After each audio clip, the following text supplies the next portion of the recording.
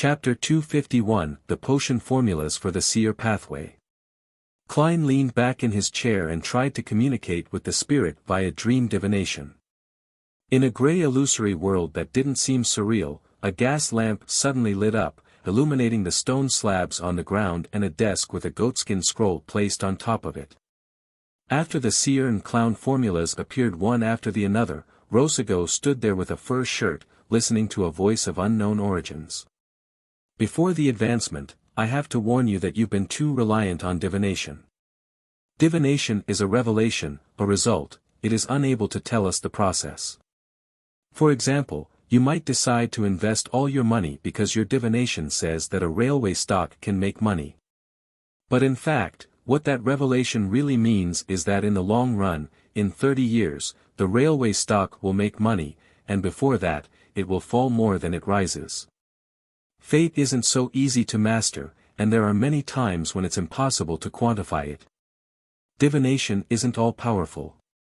In addition, divination can be interfered with and cause you to be misled. There are too many things in this world that cannot be understood.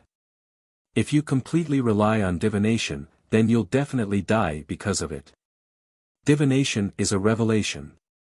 It must be combined with one's own carefulness, caution, and self-control.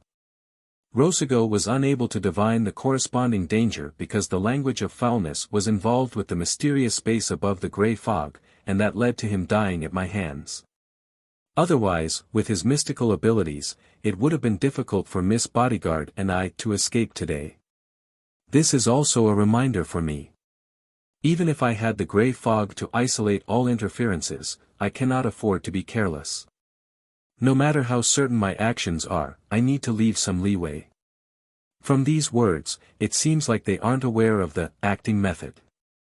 Otherwise, some of those words could be directly summed up as being respectful and fearful of fate. As his thoughts raced, Klein heard Rosago's reply as he unfurled the parchment. Sequence 7. Magician, main ingredients, 1 true root of a miscreant, all the spinal fluid of a dark-patterned black panther. Supplementary ingredients, 60 ml of purified water, 30 ml of Miss Trent's juice, 3 grams of droplet gem powder, 4 drops of fantasy grass essential oil. Magician. This is also part of a circus. It can form the foundations of a circus with seers and clowns. Klein first lampooned before he recalled the suited clown that he had encountered before. From the looks of it, he was a magician. His abilities seemed to include the ability to fire air bullets, making flaming jumps, and drawing slips of paper as weapons. Not bad.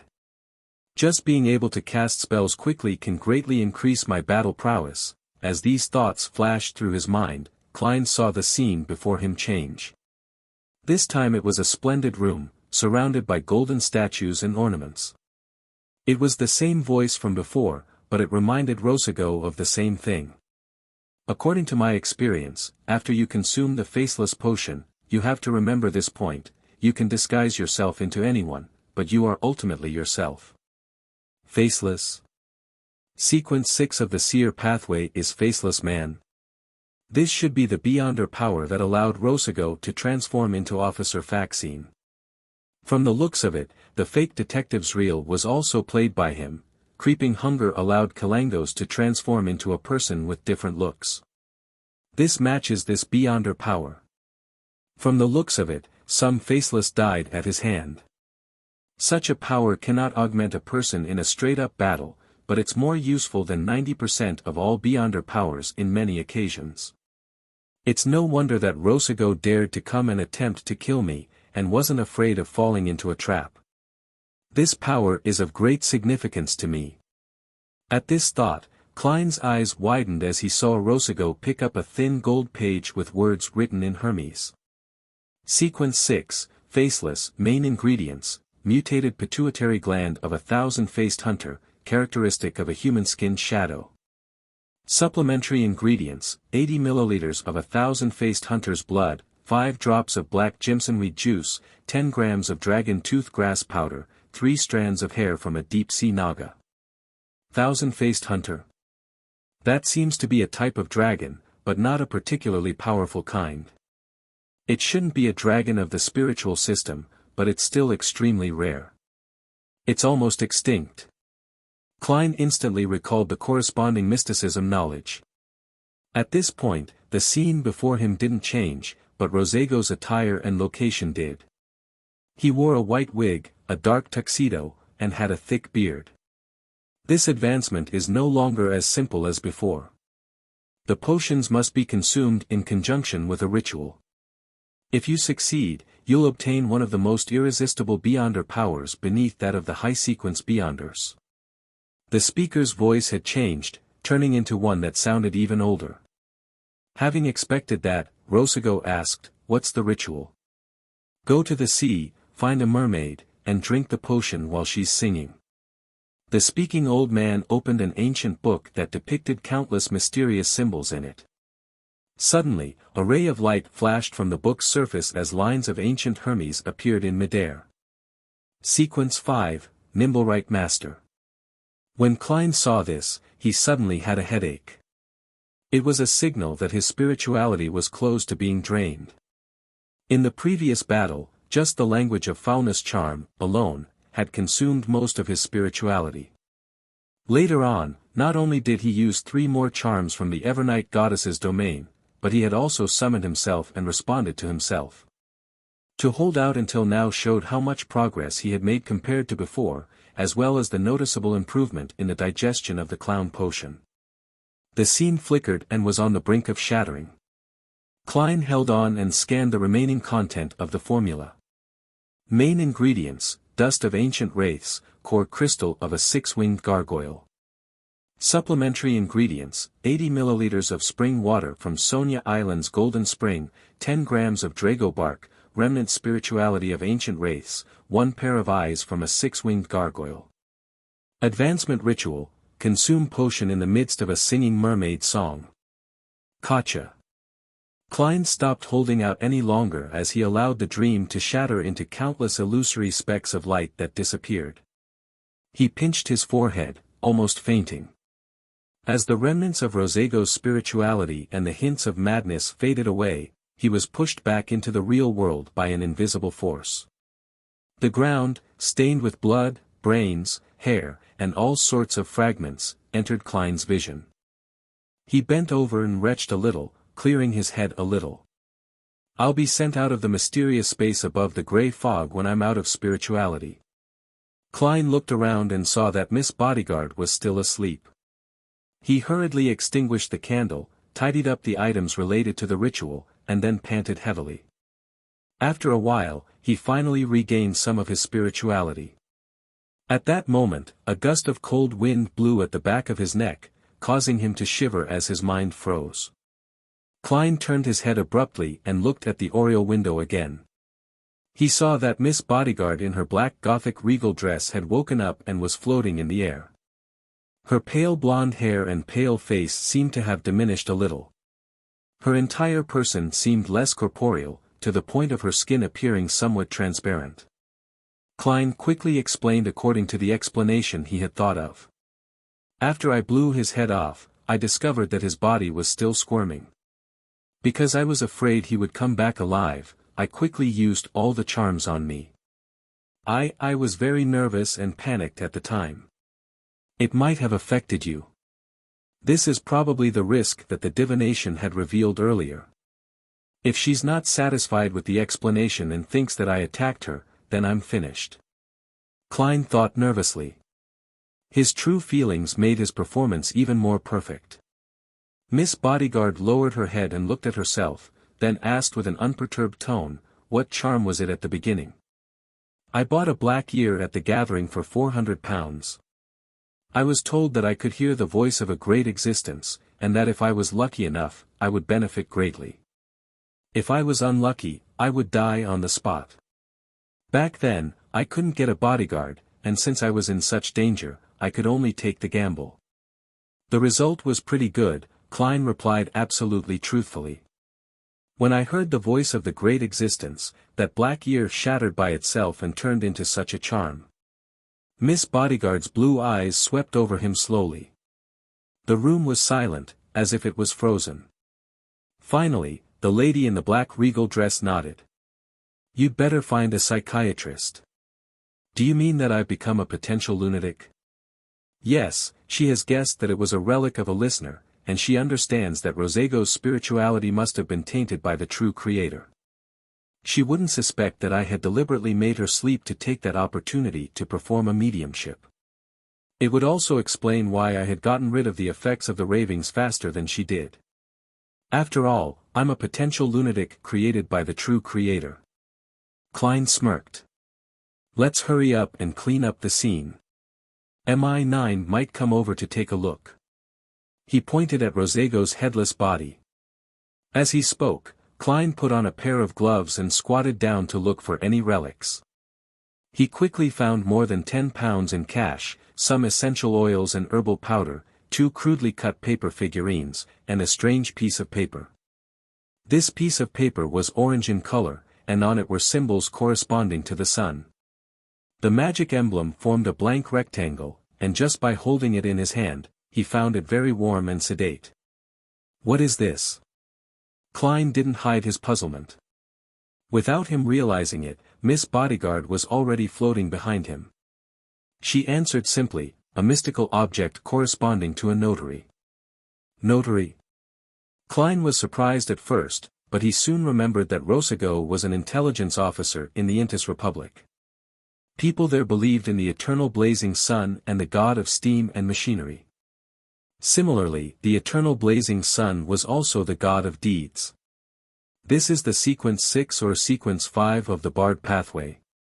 If the notarization is valid, the Beyonder powers will be temporarily enhanced.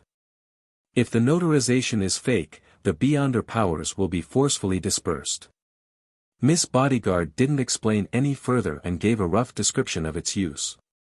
Klein was about to say something when he saw an eerie glow emitting out of Rosego's headless body in bloody brain mush. They attracted each other to form a blob that transformed into a black, pupilless eye. Then, what is this? Klein asked again, feigning ignorance. Something worthless. Miss Bodyguard maintained her way of speaking. Worthless? Klein asked with a frown. He actually understood what Miss Bodyguard meant. Normally, if Rosego eventually lost control, he would leave behind a strange and terrifying sealed artifact. If he didn't, his Beyonder characteristic could be used as the main ingredient of a Nimblewright master. In short, it would be of great value. However, the problem was that he hadn't lost control but was also tainted by the true creator. Hence, it had become a potion's main ingredient that was branded by an evil god. Using it to concoct a Nimblewright master potion was equivalent to committing suicide by ingesting poison. Miss Bodyguard looked at the entirely black eye and said in a low and ethereal voice. It has been contaminated by an evil god. It has no value anymore. If it really is of value, and one that's very valuable, I would even worry that you'd finish me off in passing. Klein pointed at Rosego's remains and said, these are our common spoils of war. We'll each pick a few. You first. Miss Bodyguard shot him a glance. Without a word, she floated over and took the notary document. Just like I thought.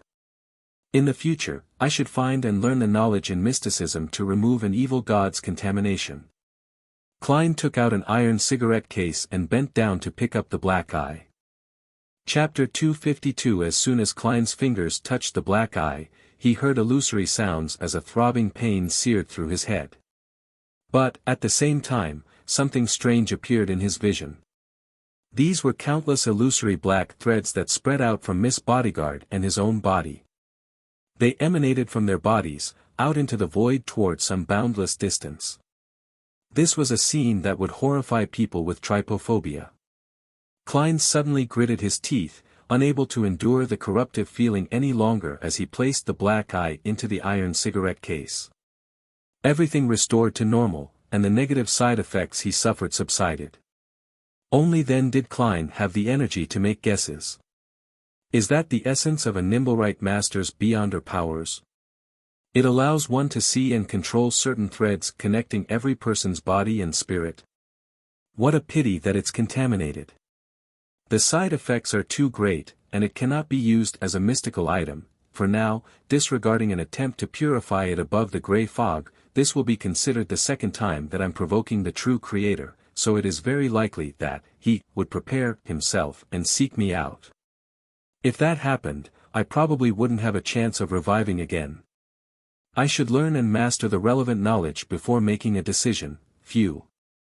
He exhaled, and after Miss Bodyguard chose the crude paper figurines and the corresponding materials, he bent down again to pick up the 13 pounds 5 soldi and 8 pence. Then, looking at Rosego's headless body in the blood all over the floor, he said, with a slight headache, "Let's clean up the scene." The pale blonde Miss Bodyguard floated to the side and calmly said, "Let me do it."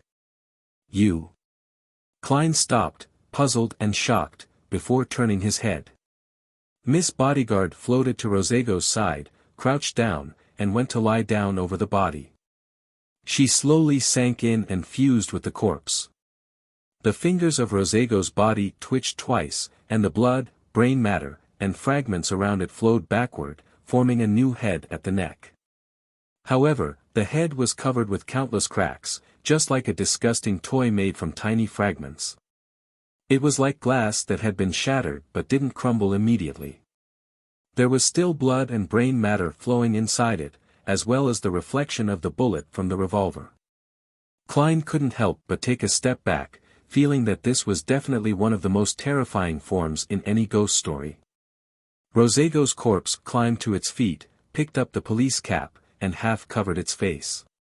The murder scene had been cleaned, leaving zero traces. Incomparable professionalism. Klein marveled in his heart. He watched as Miss Bodyguard steered the corpse to lumber to the door. He subconsciously warned her, "Don't take a carriage or walk in brightly lit places.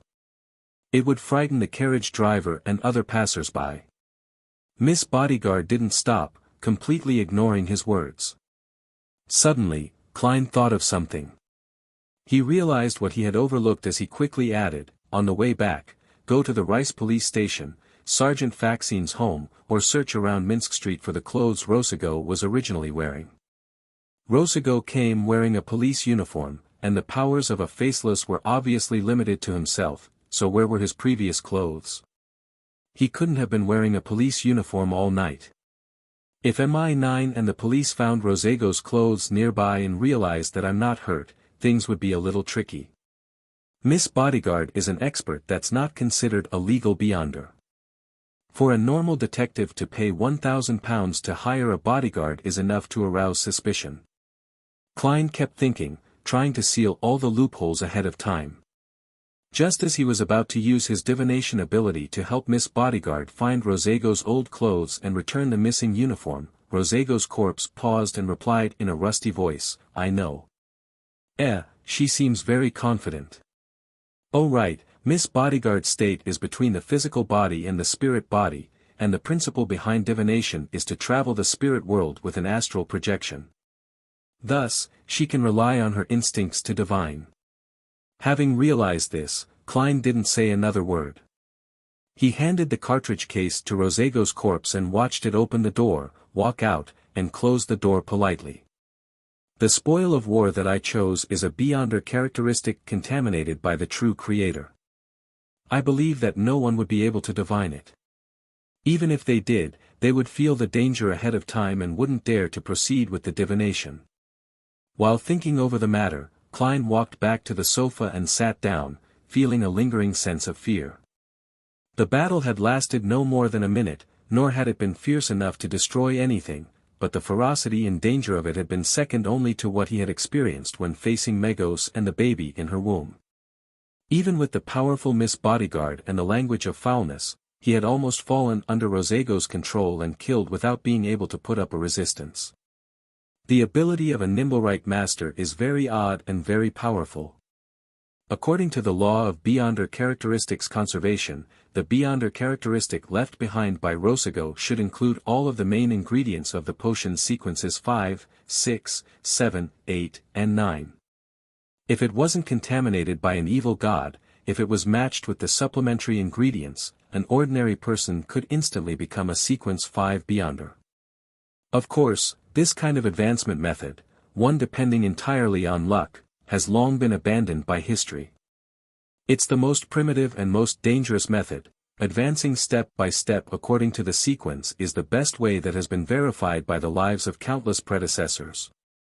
If I can get rid of the corruption of the true creator in the future, then I can also use the beyonder characteristic left behind by Rosago when advancing from sequence 6 to sequence 5.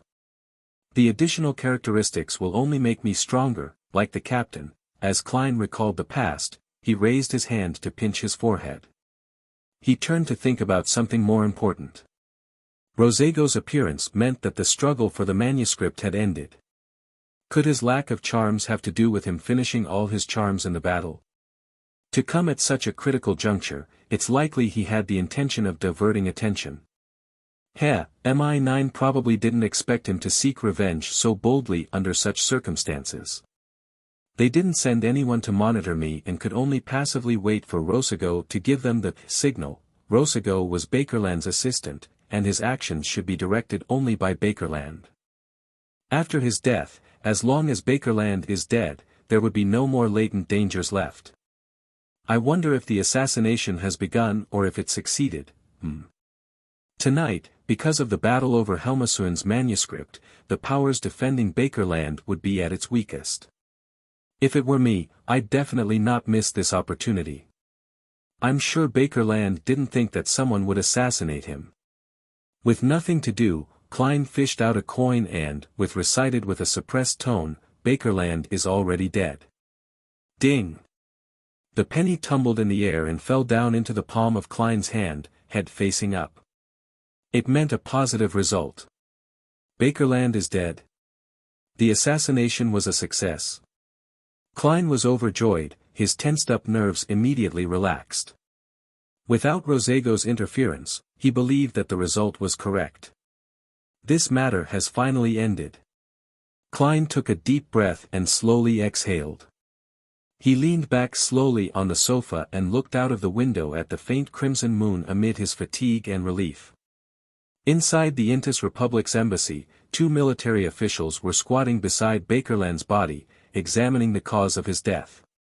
Their partners and their superior had already gone out, chasing in a bid to capture the assassin.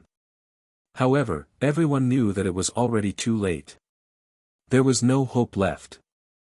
There's severe lung damage, suspected to be the result of a disease.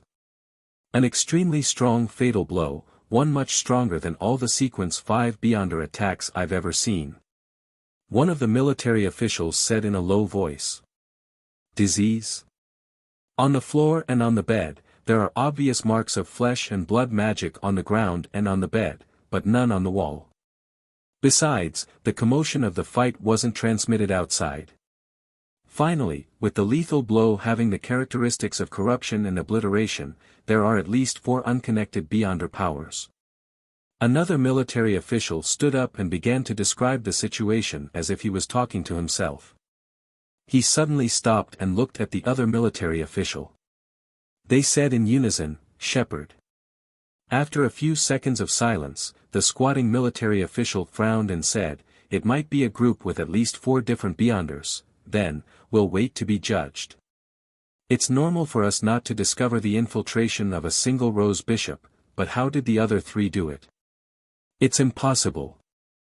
The standing military official denied the guess as he hesitantly said, "However, I have heard of another sequence that can create similar effects. I think it's called Scribe. I don't know what pathway it is, nor do I know which organization it belongs." The squatting military official nodded and said, "A shepherd is the prime suspect. The Aurora Order are a bunch of lunatics. It's nothing odd for them to do anything. Let's begin investigating the identity of the woman that seduced the ambassador. Damn it. The Lone Kingdom definitely won't permit our investigations. Those Aurora Order bastards are lunatics who deserve to be f***ed by donkeys." The standing military official shook his head in frustration. They were bound to be punished for the ambassador's assassination. At 15, Minsk Street, Klein pretended as though nothing had happened. Putting up with his fatigue, he flipped through the papers. After about 20 minutes, he suddenly saw Miss Bodyguard, in her black regal dress and long, pale blonde hair, appear in the oriel window. "Is it done?" Klein subconsciously asked. Miss Bodyguard nodded slightly without a word. "Phew." Klein thought for a moment before saying, "Thank you for your protection. This matter ends here. I'll pay you the remaining £900 in 2 days. As you know, there's a withdrawal limit. Or should I hand it over to Merrick?" The pale-faced lady opened and closed her mouth, her voice seemingly ethereal as it echoed in the air. "Just give it to me. I promise to protect you for 3 days, not just once. Lady, you really abide by the contract. However, this would be very inconvenient for me. Are you going with me to catch the adulterers in bed tomorrow?" 3 days. Today is Thursday, and the protection would be over by Sunday afternoon. Yes, thankfully, it wouldn't affect the tarot gathering. Klein rubbed his forehead and said, "All right. How should I address you?" "You don't need to know." Miss Bodyguard lifted her Gothic regal dress, bowed slightly, and disappeared from the oriel window. Chapter 253. She really has, quite the character. Klein smiled in response to Miss Bodyguard's reply, a very obvious smile. Yes, to be able to fend off Rosago, a Nimblewright master, for a short period of time to the extent of having a Sisa battle, she's most likely a Sequence 5 Beyonder. I wonder what sequence pathway she belongs to and what her potion name is. Her state is rather unique. If it weren't for her, I wouldn't have even had the chance to use the language of foulness. Klein picked up the newspaper beside him and pretended to read, but he was actually thinking. However, he quickly turned his attention back to the issue of whether there were still loopholes on the matter. For example, the contaminated Beyonder characteristic left behind by Rosago had an intense luster of spirituality. It was very likely that it couldn't be concealed by the iron cigarette case alone, so it would be exposed under the prying eyes of others using spirit vision. Klein secretly activated his spirit vision and looked down at his pocket. He could see faint colorful lusters emanating from within the iron cigarette case, but it wasn't obvious and was rather thin. This was mixed with the color of his own aura, making it difficult to distinguish or detect it. That's right. Only a high-sequence Beyonder can identify it through 2 levels of interference. No wonder all kinds of materials like herbal powders and the corresponding essential oil extracts are kept in metal bottles and not wooden vessels. It's because they contain spirituality, and those with better spirit vision can see through wood and see the color of the auras. Klein suddenly understood some of the important details in mysticism. In the past, he did things according to the rules without considering the reasons behind them, but now, he understood the underlying reason behind the rules. After repeatedly checking and ensuring that everything was in order, Klein put down the newspapers and walked to the 2nd floor.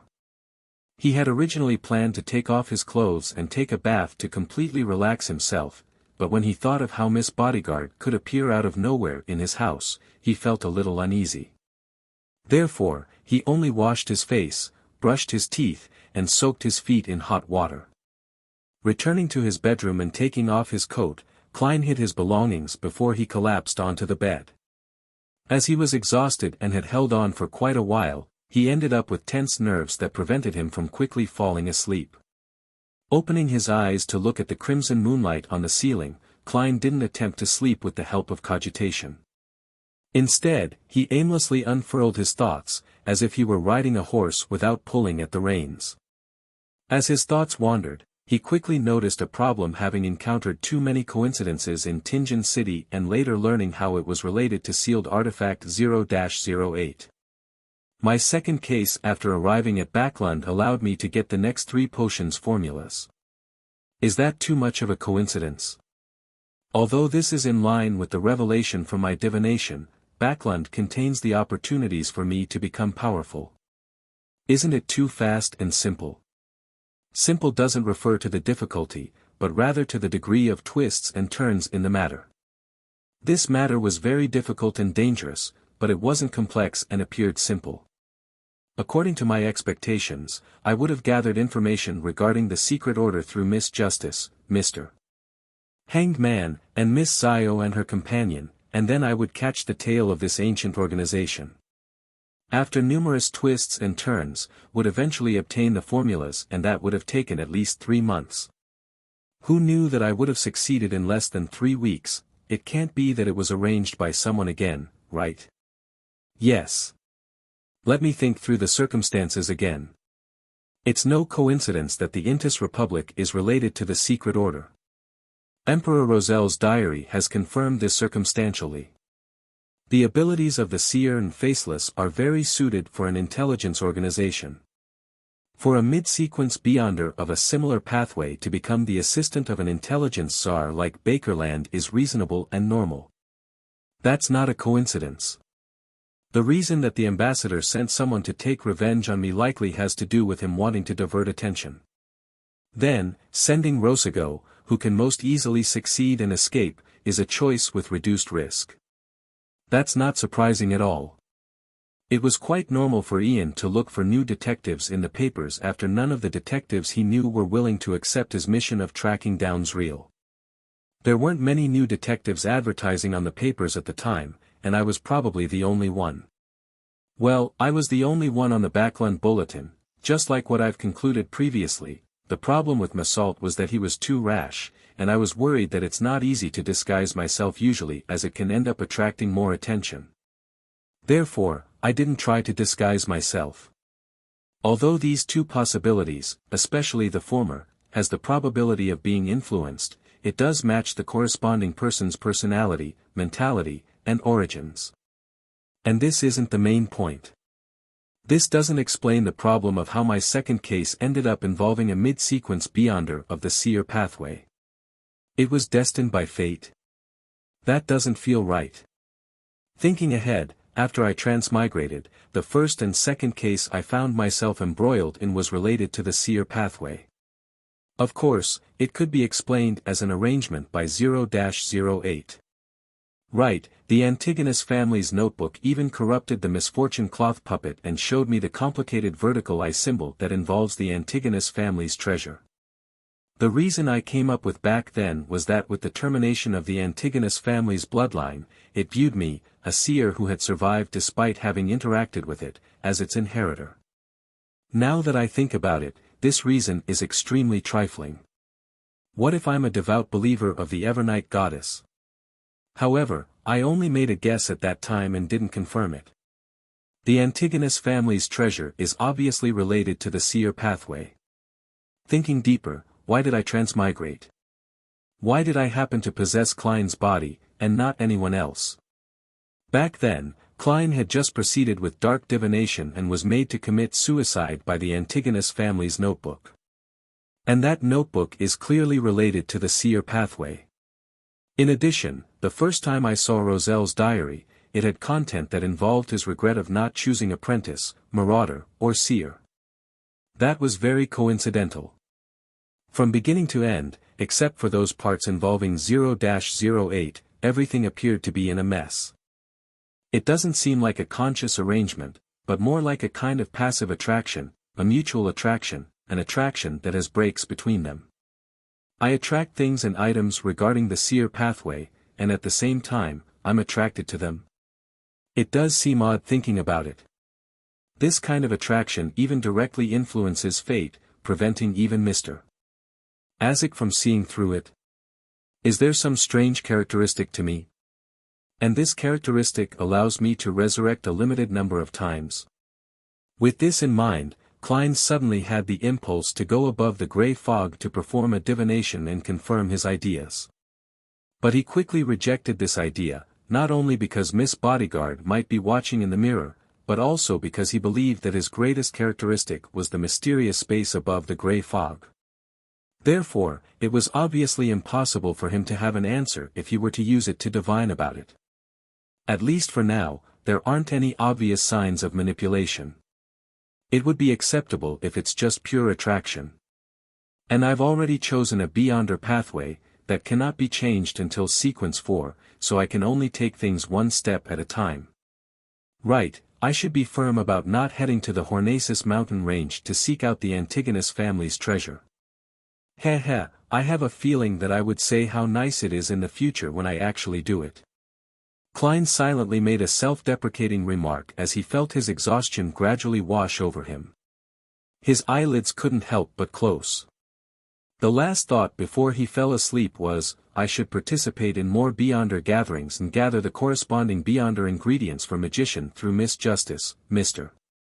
Hanged Man, and the Sun. I wouldn't reject anything for Faceless if they were available. In addition, I should obtain mystical items that have less severe negative effects. Before my digestion and increase in strength, it's best to have more life preservation abilities. Apart from this, investing, taking on jobs, saving up money, and attempts to look for Lenivis to use him as the starting point for my revenge, can also be considered a form of practice. Those were Klein's future plans. At 7 in the morning, he woke up as usual. It was still gloomy and hazy outside. Klein got up and walked to the door. As he passed by the full-length mirror, he saw that Miss Bodyguard had suddenly appeared. She wore the same black bonnet, her face was as pale as ever. Her voice pierced through the glass and slipped into Klein's ear in an ethereal fashion. Someone from MI9 came last night. I should say as expected, the police came late, but I still have to thank them for being late. Klein smiled and asked, they didn't find anything, right? In regards to the answer, he was very certain that if MI9 had discovered something, he wouldn't have been able to sleep undisturbed. No. Miss Bodyguard's figure faded and disappeared into the mirror. This ability of hers is very powerful. Even spirit vision can't detect her. Perhaps, she can be seen with Rosego's Beyonder characteristic. Find Miss Bodyguard through those hidden threads. Klein's mind stirred as he returned to the bed and took out the iron cigarette case from under his pillow. Just as he touched it, before he could even open it, a bone-piercing cold rushed at his neck. He felt his hairs stand on end, and his entire body trembled. Pow! His hand loosened and the iron cigarette case fell to the ground. This is a warning from Miss Bodyguard. Klein laughed dryly, pretending as though nothing had happened as he stuffed the iron cigarette case into his pocket. After washing up and putting on his clothes, he arrived at the first floor and took out the newspapers that he had subscribed to from his letterbox. Flipping open the Tussock Times, Klein saw the headline, Intis Ambassador to Backland murdered. Terrorist organization, the Aurora Order, claims responsibility. The result is out so quickly. Besides, the Aurora Order had only accepted a job, so why would they claim responsibility? Yes. A terrorist organization needs to show off their stature and build up their image. Only then would they be able to attract enough fresh blood. This complements their secret preachings. Mr. A is very good. He should be a shepherd. Klein stood in the hallway, reading the news. According to the news, there was evidence of the Aurora Order's assault on Ambassador Bakerland. In the follow-up investigation, they found a letter deliberately left behind by the Aurora Order which claimed responsibility for it. At the end of the news, the reporter briefly introduced the Aurora Order and listed some of the illegal crimes that they had committed. Their fame instantly surpassed most of the secret organizations. Regardless, this matter had come to an end. Klein exhaled, turned his head to look out the window, and he saw a thin mist filling the air as a drizzle began pattering down. Shouldn't there be bright sunshine and sunny weather during such moments? Klein gave a self-deprecating laugh. And now, he had to go out to catch some adulterers. Chapter 254 In Empress Borough, the opulent villa of Count Hall. Audrey, with a white napkin covering her, watched as the dining maidservant cut her a piece of bacon, laid out 2 fully fried eggs, spread fruit jam on a piece of soft bread, and added sauce to some grilled mushrooms. In a true noble family, maidservants were divided into many categories. Apart from personal maids, there were maids for the different bedrooms, study room maids, activity room maids, guest room maids, dressing maids, shoe maids, jewelry maids, dining maids, laundry maids, and kitchen maids. They were strictly assigned to their own tasks, with one task handled by one maid. Although this was a great waste of manpower, for nobles, propriety was everything. Unless there was a large amount of debt, they would never reduce their requirements in such matters. Audrey took a sip of the brownish-red tea, allowing the faint scent of malt and rose slush in her mouth. At this moment, she heard her father, a member of Parliament of the House of Lords, the powerful banker, Count Hall, mumbling as he held a newspaper in his hands. The Aurora Order is really crazy. Aurora Order? Audrey blinked and asked curiously, what did they do? Oh, baby, you don't want to know. They assassinated the Intis ambassador, Bakerland. It does them no good. Count Hall shook his head as he flipped through the newspaper. Audrey's elder brother, the Count's eldest son, Hibbert Hall swallowed the grilled mushrooms in his mouth and expressed his opinion. Perhaps they want to destroy the relationship between the kingdom and Intis and let the war spread from the colonies to the northern continent. This child of noble birth had a handsome face and bright golden hair. He looked like a classical sculpture, regardless of which angle one viewed him from. No, if that was the case, then they wouldn't leave behind so much obvious evidence. Moreover, recently, the kingdom has too many new policies that will be implemented and will need some time to stabilize the environment, so we won't rashly start a war. What happened last night was already reported in the newspaper this morning, and the details of the events and the murderer are enough to explain the thoughts of His Majesty and the ministers. Count Hall directed his son. Audrey listened to her father and brother discuss the matter in a daze before realizing what had happened. Bakerland has been assassinated. Mr. A succeeded. He really is from the Aurora Order. The reason why he intentionally exposed that it was the Aurora Order who did it was to prove that he was the one who completed the task and that he hadn't cheated me out of my money. This is too fast and efficient. I only paid the first sum yesterday afternoon, and I'm hearing the result this morning. A good result. Audrey was astonished and delighted. It was an uncontrollable joy, but also an instinctive fear. It was definitely something to be happy about since the mission entrusted by Mr. Fool's Adorer had been accomplished so easily. However, the power and actions displayed by Mr. A and the Aurora Order who was backing him left Audrey subconsciously scared. Thankfully, I talked with Glaint yesterday and reached a loan agreement. As a Viscount, he should have successfully raised the money without drawing attention to himself. I'll give Mr. the remaining funds in the coming 2 days through Zio and Furs. I can't afford to show my face. I won't be attending Mr. A's gathering for the next month or two. It's good that I already have other circles. Audrey took a reserved bite of the soft bread which was slathered with jam. As breakfast drew to a close, small cakes of cream, cherries, and strawberries were served to her plate, and she suddenly felt a little smug as she calmed down. Mr. Hanged Man wanted to take part in the mission, but he might have only just now completed his initial assignment, but it's already over. Serves him right to be at sea. Audrey was in a good mood, and she was smiling as she savored the dessert. At Hillston Borough, Zio and Furs looked at the newspaper in front of them and made no further movements for a long time. This was done by Mr. A, wasn't it? Zio looked at her friend with a shocked and puzzled look. Furs turned the stone bracelet on her wrist and shook her head in a daze. Perhaps. I know about the Aurora Order, but I don't know if Mr. A is a member of the Aurora Order. He should be.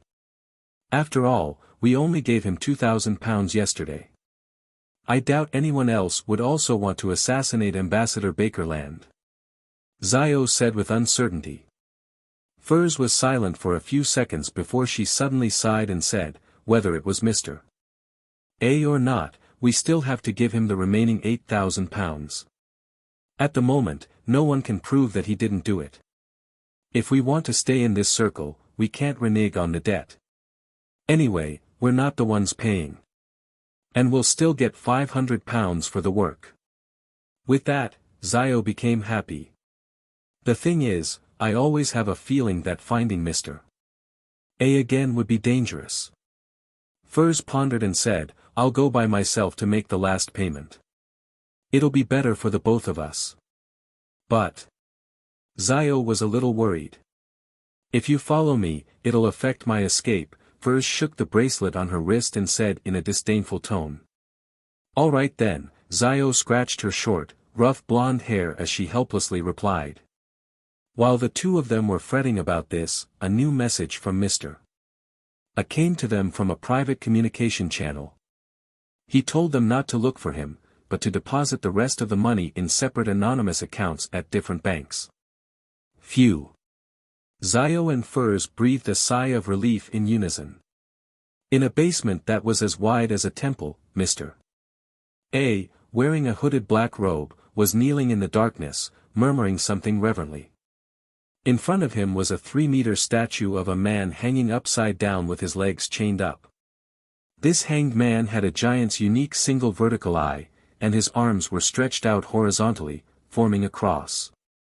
At this moment, a man with a black robe came in and humbly reported, Mr. A, I've already sent the news. Well done, Mr. A said, without turning his head. The man in the black robe asked curiously, why don't you let us investigate who commissioned this mission? Mr.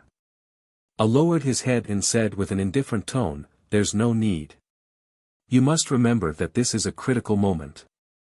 We will cause chaos throughout the continent, try our best to attract the attention of others, and use these to welcome the return of our Lord. Ha ha ha. Cough. Cough. Cough, Mr. A suddenly laughed before he started having a fit of coughing. It was so serious that he fell to the ground. Cough. Cough. He coughed out blood-colored fragments which continued squirming after falling to the ground as if they were alive. The man in the black robe immediately lowered his head, pretending as though he had seen nothing. After quite some time, Mr. A finally calmed down. He crawled forward, his mouth pressed against the ground as he licked all the blood-colored fragments that he had coughed out back into his mouth. 126 New Year's Street, Hillston Borough. The relaxed Klein didn't tail Daraga Gale this time. Instead, he chose his mistress, Erica Taylor. After all, adultery needed two to clap. The pretty blonde, with the intricate makeup, arrived early at the Quelag Club via a rental carriage. Klein, who carried a suitcase containing a portable camera and all sorts of disguises, followed her in. Are there any more rooms to rest in? Wearing the club's frost badge on his chest, he asked the elegant maid responsible for receiving guests today. The maid wearing a black and white dress politely smiled. Yes, please follow the attendant upstairs. Klein nodded slightly. He followed the red-vested attendant up the stairs and arrived at the second floor, just in time to see Erica Taylor enter a lounge that faced the streets. Do you want to see the passers-by on the street or the tennis court out back? The red-vested attendant asked politely. Let's do the street, Klein answered casually in a deliberate manner. Under the arrangements of the red-vested attendant, he and Erica Taylor's room was separated by 2 rooms, and he could also see the street outside the club. How do I take a picture later? Should I find a chance to sneak in and hide in the room, or climb out of the window and travel across the pipes? Neither of these methods can conceal that exaggerated flash, but the latter can be disguised as a vogue shot from the outside. That wouldn't bring suspicion to me and I wouldn't be kicked out. However, this will be easily noticed by Daragu and Erica. Use a charm to put them to sleep. No, it wouldn't be convincing enough, it has to be a picture of them doing the deed. There's only one chance, and I have to take it well enough. This isn't my field of expertise, as I'm not some artistic master. If it was old Neil, he would definitely attempt to conjure a new ritualistic magic to hide the camera flash. Of course, the goddess might not respond to his request. As Klein considered his next move, he saw the image of Miss Bodyguard appear in a silver mirror in the room.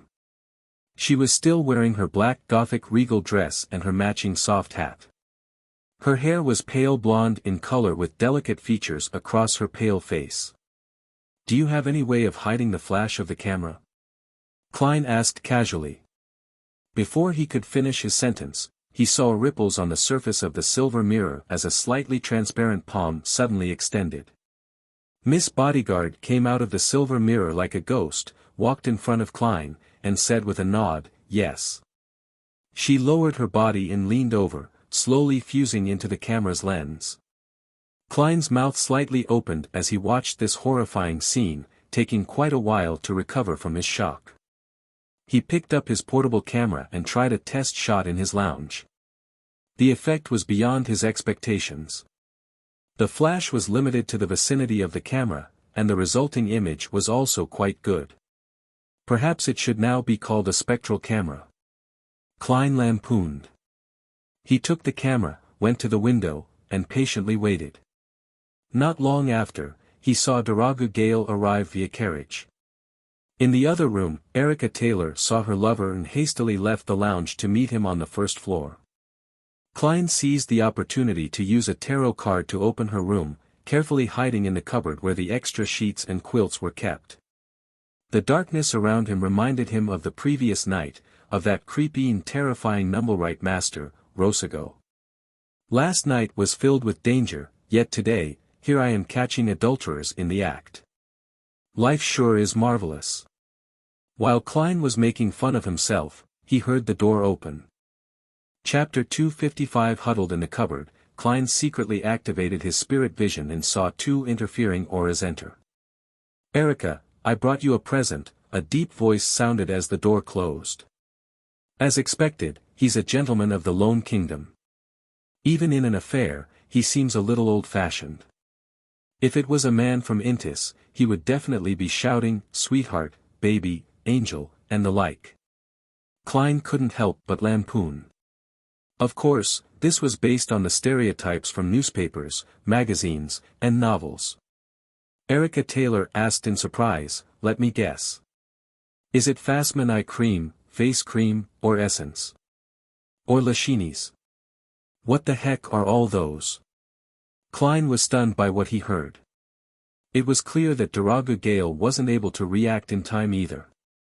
It took him about 8 seconds before he said, "No, stockings." In this world, since oil hasn't been discovered, there were no corresponding cheap chemical products, therefore, silk stockings were considered high-class items. "Not bad, let me take a look."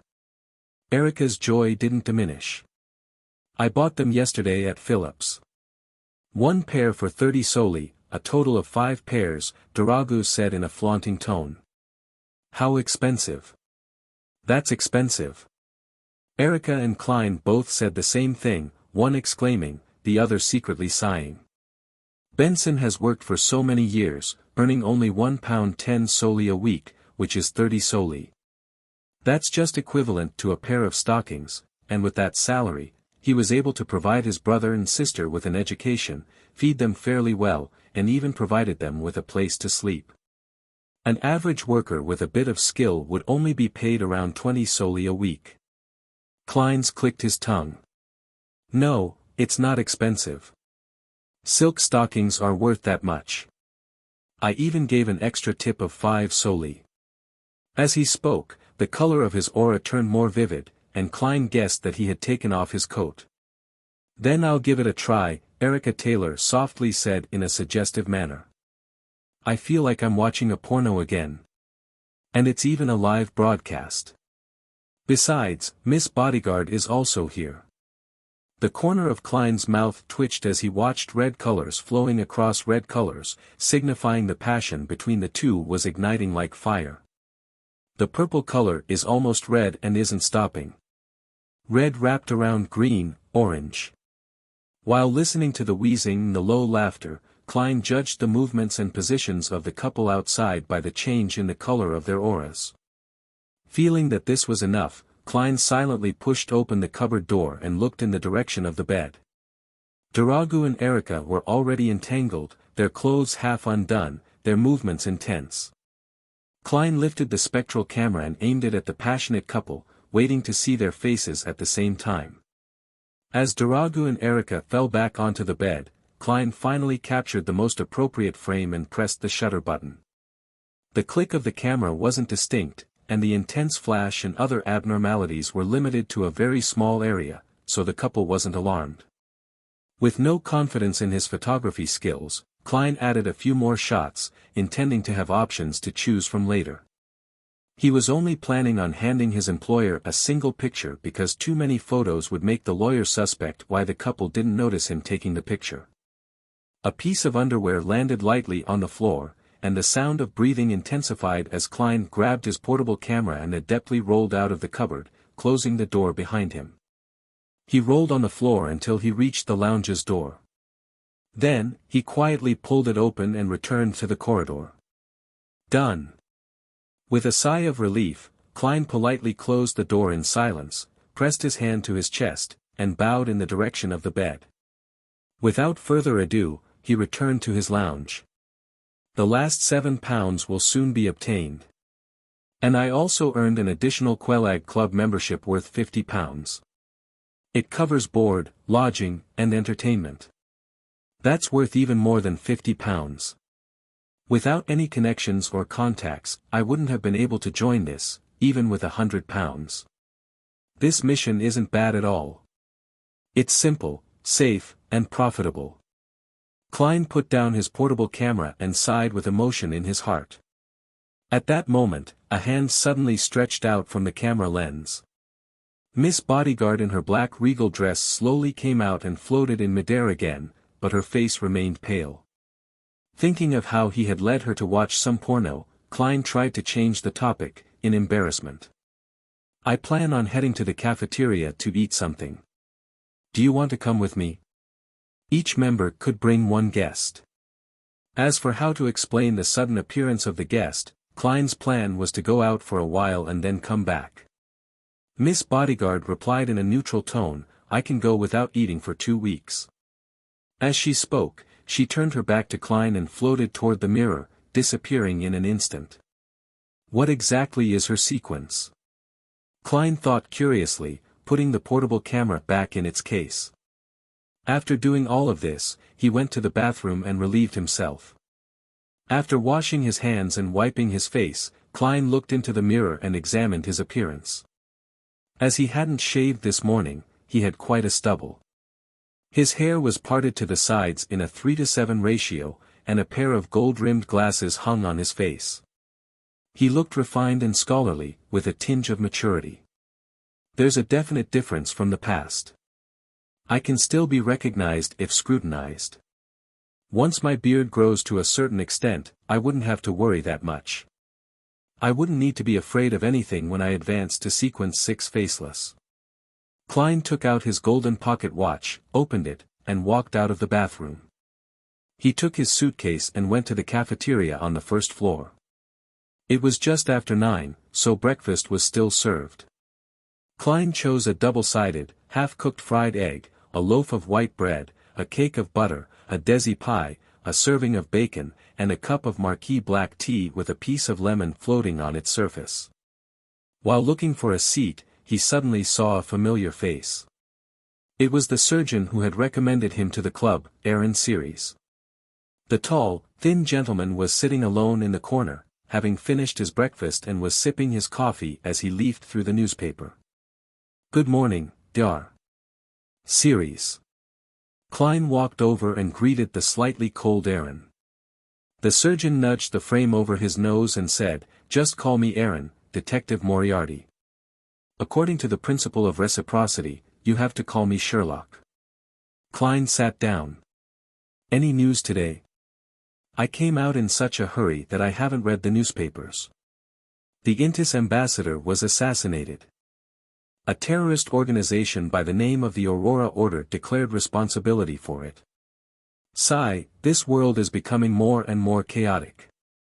Sooner or later, there will be an all-out war in the southern and northern continent, Aaron expressed his feelings. The war has never stopped, sir, it's just that we've been able to enjoy peace, Klein finished his fried egg and replied with a smile. What a pity that such an important case wouldn't seek the help of private detectives like us. Aaron flipped through the newspaper. This news doesn't have much to do with us. What's really important is that the House of Lords and the House of Commons will pass a motion either today or tomorrow after a long debate.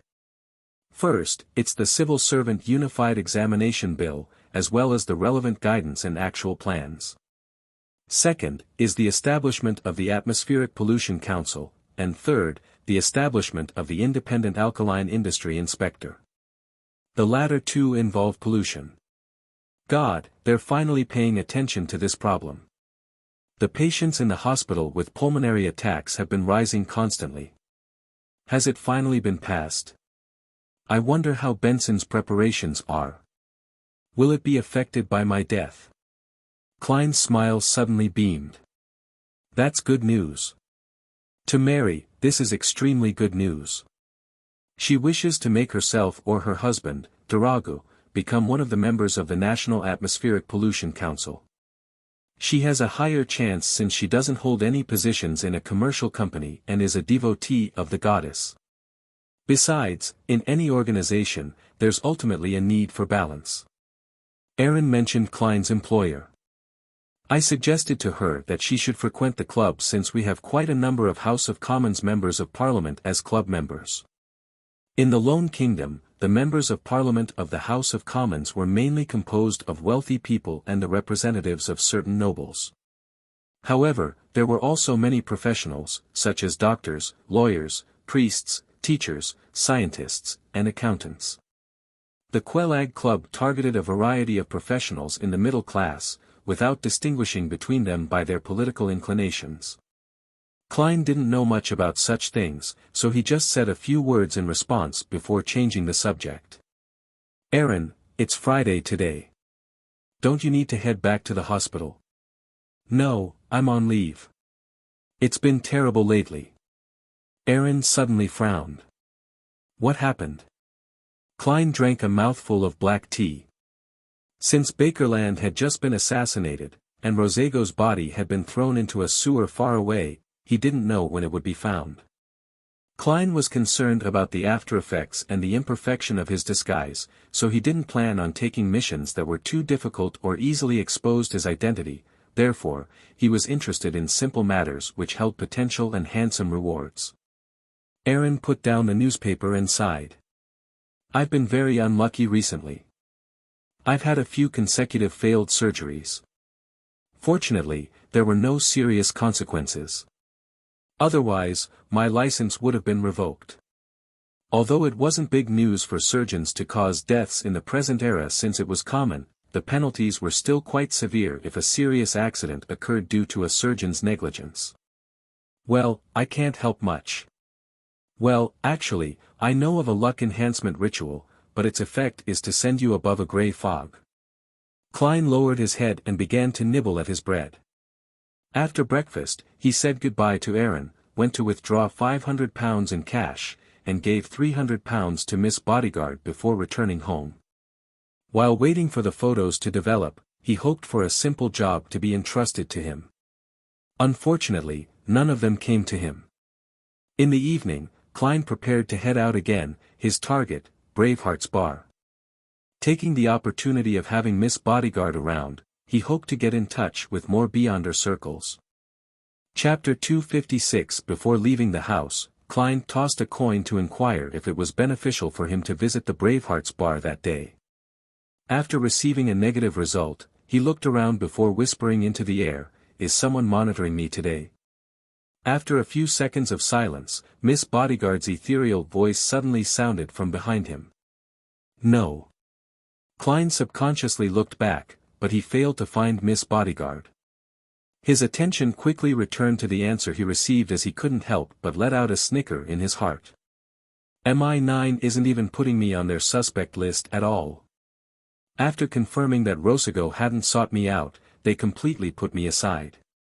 Should I feel honored or insulted? It's true that a detective that busies himself looking for cats has no way of being associated with the assassination of an ambassador or getting rid of a Sequence 5 expert. Furthermore, MI9 has been monitoring me for quite some time. My panic, my helplessness, and my struggle for self-preservation were laid out for them to see. It's obvious that I can't inflict any substantial harm to the ambassador. With that in mind, Klein put on his half-top hat, carried his black silver-inlaid cane, and walked out of 15, Minsk Street. He spent 2 solely for a rental carriage that brought him to Braveheart's bar on Iron Gate Street in the Backlund Bridge area. He entered like a regular, walked past the cheering drunkards around the boxing ring, and rapped the countertop when he came to the bar counter. 1 glass of Southville beer. The bartender looked up at him and mumbled, "Casper's is in card room 3. Klein smiled and pushed 5 one-penny copper coins to the man. Then, carrying the wooden cup and sipping a white, smooth, frothy Southville beer, he walked around 2 of the rowdiest, liveliest stages that stank the most and knocked on the door of card room 3. Casper's was playing Texas poker with unlimited stakes. Stacks of cash were piled high in front of him, as well as yellow coins that piled up in a dazzling heap. Noticing Klein's gaze, the black market arms dealer with the huge scar on his face twitched his big red nose and casually said, "I don't like using chips as they don't feel real to me. It's still the texture of cash and the weight of the coins that leaves me intoxicated. It the same as F*** king women." After finishing that sentence, Casper's frowned slightly. "What are you doing here again?" Klein didn't answer directly, but he gestured with his mouth to speak outside. "Damn it. I was going to clean them up with this hand." "Bullshit, I'm folding." Casper's tossed the 2 cards in front of him into the middle of the table, then he limped to the door and said to Klein, "You'd better have a good reason." After leaving the card room and coming to the corner, Klein said in a suppressed voice, "I want to know when the most recent gathering will be, just like the last one." Casper's looked at him suspiciously. "Haven't you struck a deal with Merrick?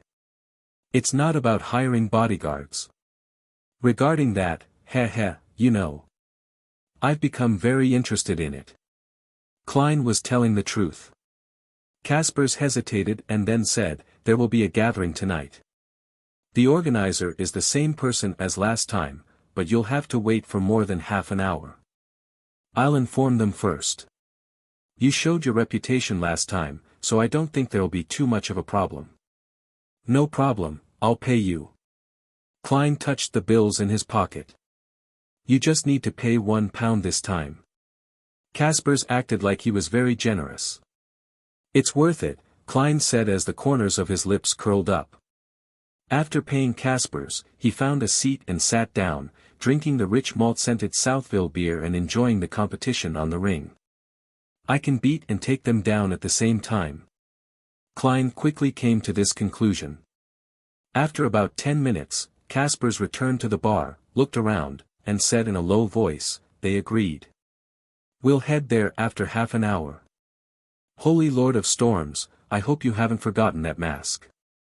Klein gave a positive answer. He slowed down his drinking as he began sipping, and he took half an hour to finish the 500 milliliters of Southville beer. It was the same path they took as the previous time, and it was the same house without any light. Klein put on the iron mask that only covered half of his face, and he watched as Casper's knocked on the door rhythmically. The rhythm is different from last time. The knocking changes all the time. Klein listened carefully for a moment, then saw the small plank of the door open and a pair of eyes peer out. After the indistinguishable process like before, he put on the hooded robe and hid his entire face in the shadows. It was still the same living room, with a candle flickering in the dim light. Klein randomly found a seat and quietly sat down. But unlike before, he no longer felt suppressed or tensed. Instead, he leisurely looked around. The cold wind that blew across the back of his neck made him certain that Miss Bodyguard had followed him in without anyone noticing. As expected, there are no Sequence 5 experts in this gathering. There might not even be a Sequence 6. Klein thought. After listening in on the conversation for a while, he saw the round-faced apothecary change his posture as if he wanted to speak. As expected, the apothecary who had half his chubby face exposed quickly raised his hand and said, Black Snake has apparently died in the sewers, those beasts are still rampant. Black Snake died? Klein was surprised to hear the news. Black Snake was the man who had sold him the remains of a listener, allowing him to, successfully, create the language of foulness. It was suspected that he was from the Aurora Order. His strength wasn't low at all, yet, he actually died performing the simple mission of clearing the beasts in the sewers. Klein frowned suspiciously. He suddenly thought of something. When he discovered Zriel's corpse, he had heard thumping sounds deep in the sewers. By the time he led Ian there, parts of Zriel's body had been eaten by strange beasts. That was at the bottom of Iron Carbon Street in the East Borough, quite far from the Backlund Bridge area, and I wonder if there's a connection. Klein had no impulse to verify this. News of Black Snake's death quickly spread through the dark room, attracting the murmurs of many. A sense of fear spread through them, as though they had experienced it themselves. The apothecary clapped his hands and said, "So, what should I do?"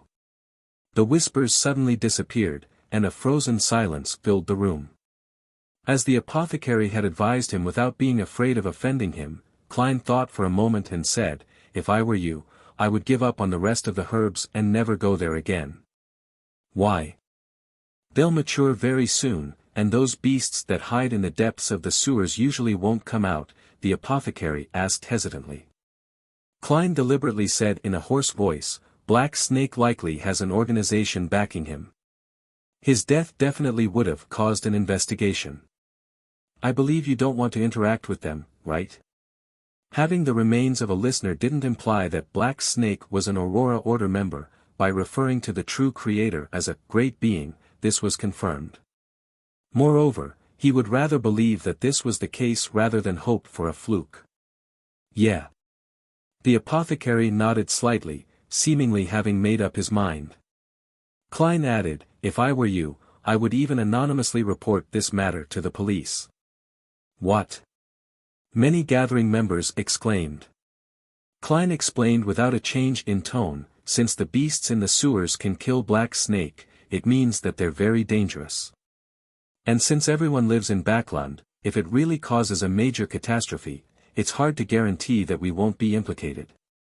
That's why the best option is to attract the attention of the police and let the officials handle this matter.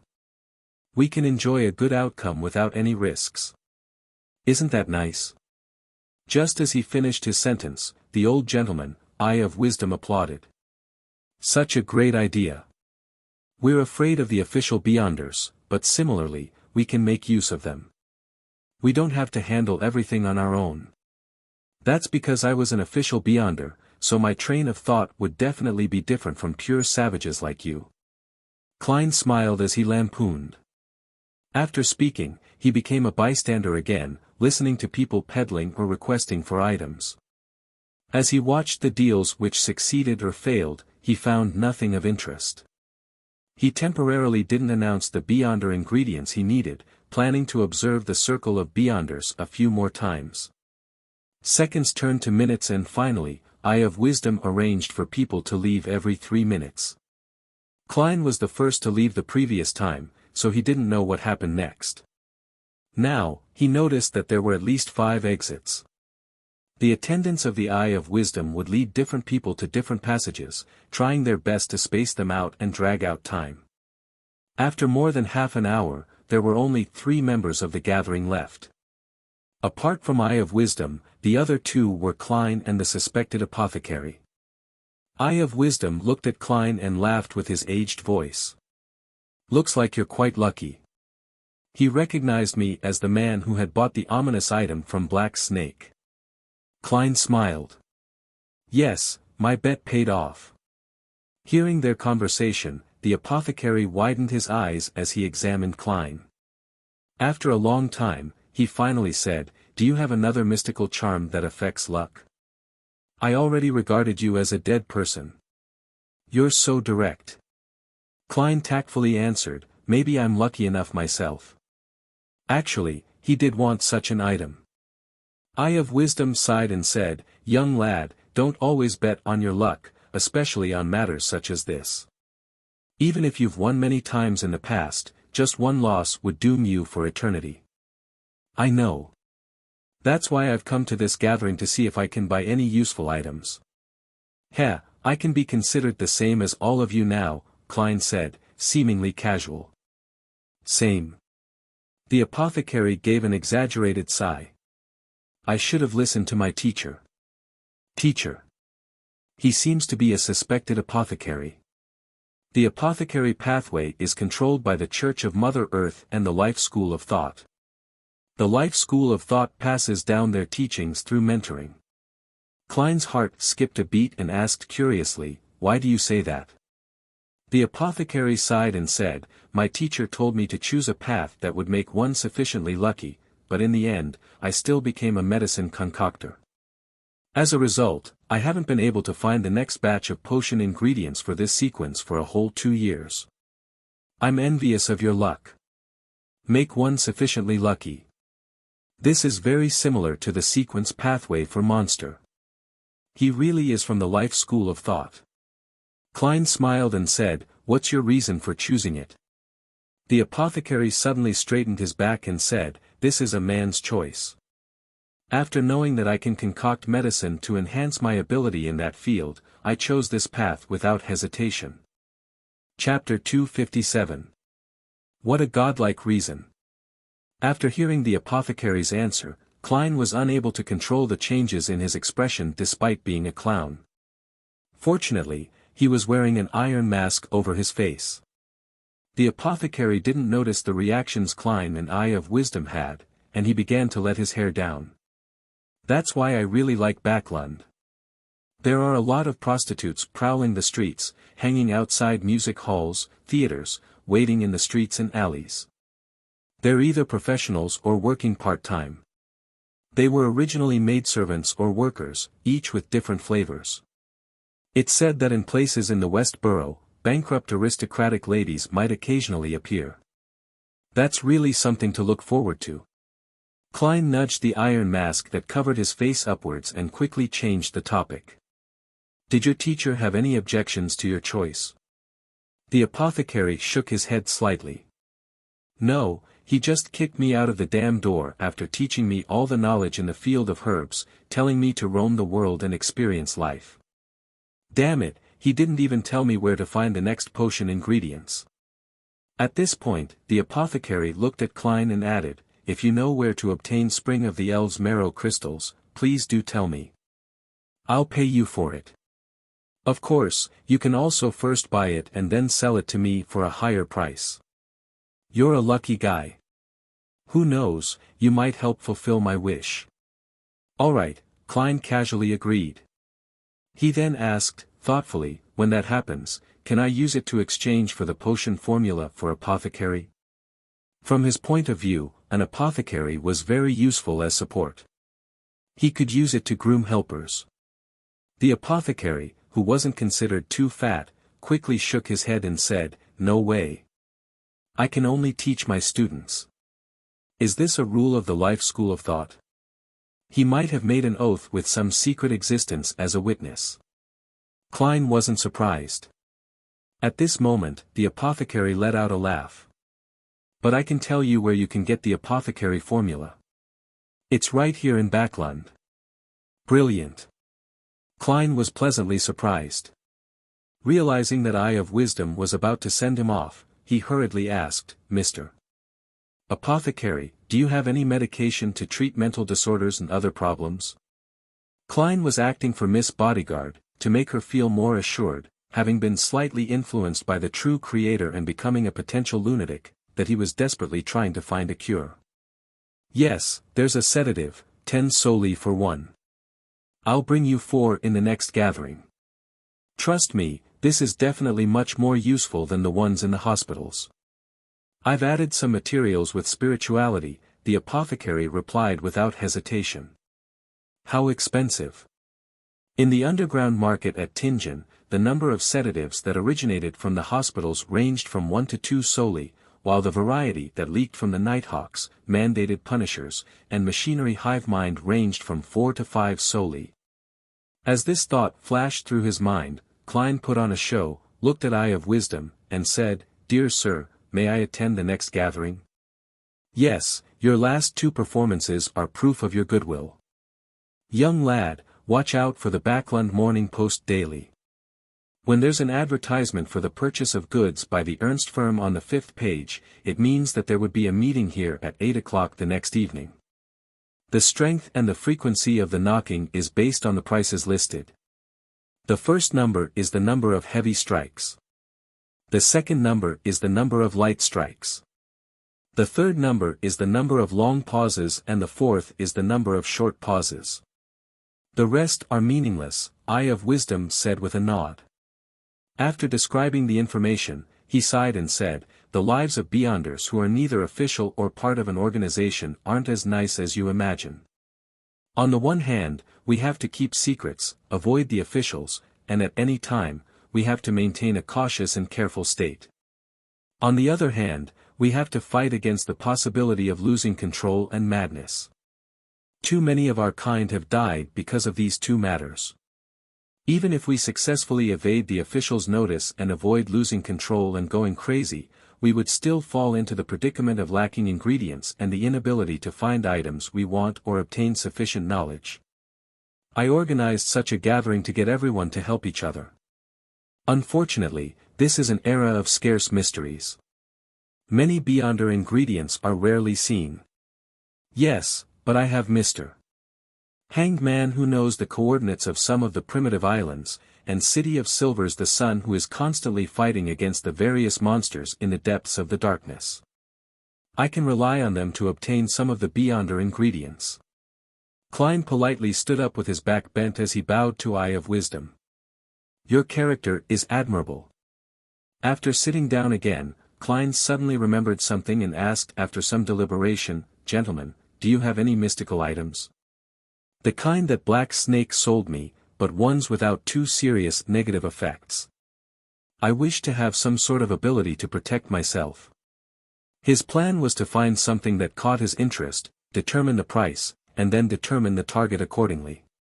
However, I don't have any money right now, but that doesn't mean I wouldn't have any in the future. Can't I make an inquiry about the price without money? Klein silently added in his heart. The apothecary spread out his hands, indicating that he didn't have any, and even if he did, he wouldn't sell them. Eye of Wisdom chuckled and said, I do have some, but I don't know what you would like to buy. Give me an approximate range. Some. He's most likely a savant pathway beyonder who relies on external items. Klein didn't hide his envy as he said, something stronger than me. Not something that improves my combat skills. It's best if it has some mystical powers. He didn't go into details so as to maintain his image as a newcomer. Eye of Wisdom smiled and said, I have an item that suits your requirements. Its former code name was 2-081, 2-081. Klein asked, puzzled. His puzzlement was just a disguise on the surface, but on the inside, he was very shocked. Is this a sealed artifact that leaked out from the Chinese gate of the Church of the Evernight Goddess? Klein didn't expect to see a familiar code name here. Eye of Wisdom casually explained simply, many mystical items have rather obvious side effects that can cause certain harm. Therefore, the 7 Orthodox churches would seek them out and seal them. They're called sealed artifacts and are distinguished using numbers as code names. Over a long period of debate and exchanges, the 7 churches formed a uniform naming convention. It labels the different danger grades with 0, 1, 2, and 3. Among them, 0 is the most dangerous. Rumors say that some are terrifying items that can destroy countries or even the world. The 7 Orthodox churches will exchange information regarding grade 0 and grade 1, telling each other which ones they possess. Therefore, grade 0 and grade 1 code names won't be repeated. Grade 2 and grade 3 are arranged by their respective churches, so different churches might have the same code name. Klein had long known about the general situation within the Nighthawks, but he was puzzled by something. Information regarding grade 0 and grade 1 sealed artifacts is exchanged. Wouldn't that be disclosing major secrets? It will allow the other churches to know how many hidden cards they have. Of course, this could also be seen as a form of strategic deterrence, to avoid direct conflict between the 7 churches. Klein considered the possible reasons. Yes. Although I'm unable to explain the reason for doing that, it has indeed happened. Legend has it that during the end of the 4th epoch or the beginning of the 5th epoch, the 7 churches came to an agreement, Eye of Wisdom said at an unhurried pace. My 2-081 was obtained from the Church of the God of Knowledge and Wisdom. It allows you to understand and comprehend many things. Even an enemy's beyonder powers can be rapidly identified, allowing me to know of their strengths and weaknesses. I'll also have a chance at being able to mimic them. The stronger the opponent, the higher the chance of failure. Of course, even success would definitely result in a huge difference from the original. That sounds very strong. Proof that knowledge is power. In the end, will there be a situation where omniscience is equal to omnipotence? I retract my previous judgment. Old Mr. Eye of Wisdom might not be an appraiser. His identification of items might have relied on sealed artifact 2-081. Klein clicked his tongue silently as he asked with interest, so, how much would I need to buy it? What flaws does it have? It will keep you in a state where your mind is churning at high speeds. Once it exceeds the time limit, you'll become a retard, Eye of Wisdom replied simply without providing enough details. At this moment, the apothecary beside him muttered, perhaps your brain has already been damaged. You keep talking about your collection. Sooner or later, someone will rob you and kill you. Sir, your persuasions are always so repugnant. Klein couldn't help but lampoon. Eye of Wisdom laughed and said, how do you know that I'm not saying it on purpose to make greedy people attack me? Yes, it's like the entrapment law once described by Emperor Roselle. After the laughter stopped, he patted the armrest of his sofa and sighed. As a person who loves collecting things, it's excruciating not being able to flaunt my collection to others. He then looked at Klein. I'm sorry. 2-081 isn't for sale. It's my best collection, and back then, I spent £6,800 to buy it. A sealed artifact at this level can cost from £400 to £20,000 and is determined by its effects and negative side effects. However, most of time, they can't be bought with money. Then why did you say so much? Klein controlled the twitching of his mouth. Seemingly sensing his reaction, Eye of Wisdom chuckled and said, what I really wish to recommend are 2 items. The first is a brooch. It can allow you to ward off spirits and purify them, as well as use a portion of the spells in the sun domain. The flaw is that as long as you wear it, you will never feel coolness. You will forever be stuck in the warm summer of the south. The other is a hat that can change shapes. Wearing it allows you to move freely underwater for at least half an hour and allows you to use some water or wind domain spells. The flaw is that you will desire water. Once you walk on land, you will gradually weaken. The prices of similar items range from £1,500 to £3,500, and sometimes, even if you raise the price several-fold, they aren't necessarily for sale because they rarely appear. It took me more than 3 decades to collect a few. Klein nodded slightly and said, I'll think about it, and I'll make the decision during the next gathering. At this point, he deliberately smiled and said, besides, I don't have that much money right now. Chapter 258, 258, the concrete road had turned dirty from prolonged rain. 2 gas lamps, the height of an adult male, along the 2 sides of the road emitted a bright but misty light due to the moisture on the glass. A rental carriage drove through the night as the surrounding pedestrians either wore hats or carried umbrellas. Klein leaned against the wall, idly admiring the evening streets of Backlund. At that moment, he suddenly felt the temperature inside the carriage drop significantly. A gloomy and cold wind was swirling about. Klein jerked his head around and saw that Miss Bodyguard, dressed in a black Gothic regal dress, was sitting across from him without him even realizing it. Her voice was ethereal and dreamy. That eye of wisdom sensed my presence. As expected. Klein nodded, unsurprised. He has several mystical items, perhaps he sensed you because of them. I even suspect that he has an organization behind him. Otherwise, it's quite impossible for Eye of Wisdom to collect several relatively powerful mystical items in 30 years with his power alone. Previously, Rear Admiral Hurricane Kalangos only had a single creeping hunger despite being one of the 7 great pirate admirals. Of course, it was possible that the latter had high standards and ordinary mystical items didn't catch his attention. After all, with creeping hunger, he could be more well-rounded and nearly be without any weaknesses. Yes, for Eye of Wisdom himself to be rich there has to be a rather good explanation as well. He's organized so many gatherings, and once he finds a suitable mystical item, he would spare no expense to get it. Having a few in his collection isn't that unbelievable. Sigh, it's like he has a gold mine at home, or he runs a bank. Klein lampooned silently. He didn't mention in detail that he had guessed that Eye of Wisdom was from the Church of the God of Steam and Machinery, or from the Church of the God of Knowledge and Wisdom, out of fear that he would expose to Miss Bodyguard that he wasn't someone who had just become a Beyonder. The blonde Miss Bodyguard nodded slightly, as though agreeing with Klein's suspicions. Suddenly, she frowned and looked at the window opposite her. A rich smell of blood. There's a strong smell of blood. Klein turned his head in puzzlement and looked out the window.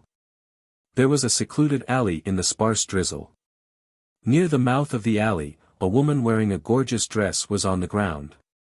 At that moment, a pedestrian walked past and on careful inspection, let out a sudden scream. The scream startled the horse slightly as the carriage driver quickly tightened the reins, slowing down the carriage.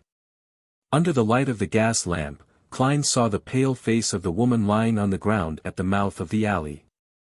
There was a deep gash in her stomach, and her internal organs seemed to have been hollowed out. The blood on the ground around her was flowing slowly, crimson and thick. This. As a qualified former Nighthawk, he quickly thought of many similar cases. These were often related to devil worship.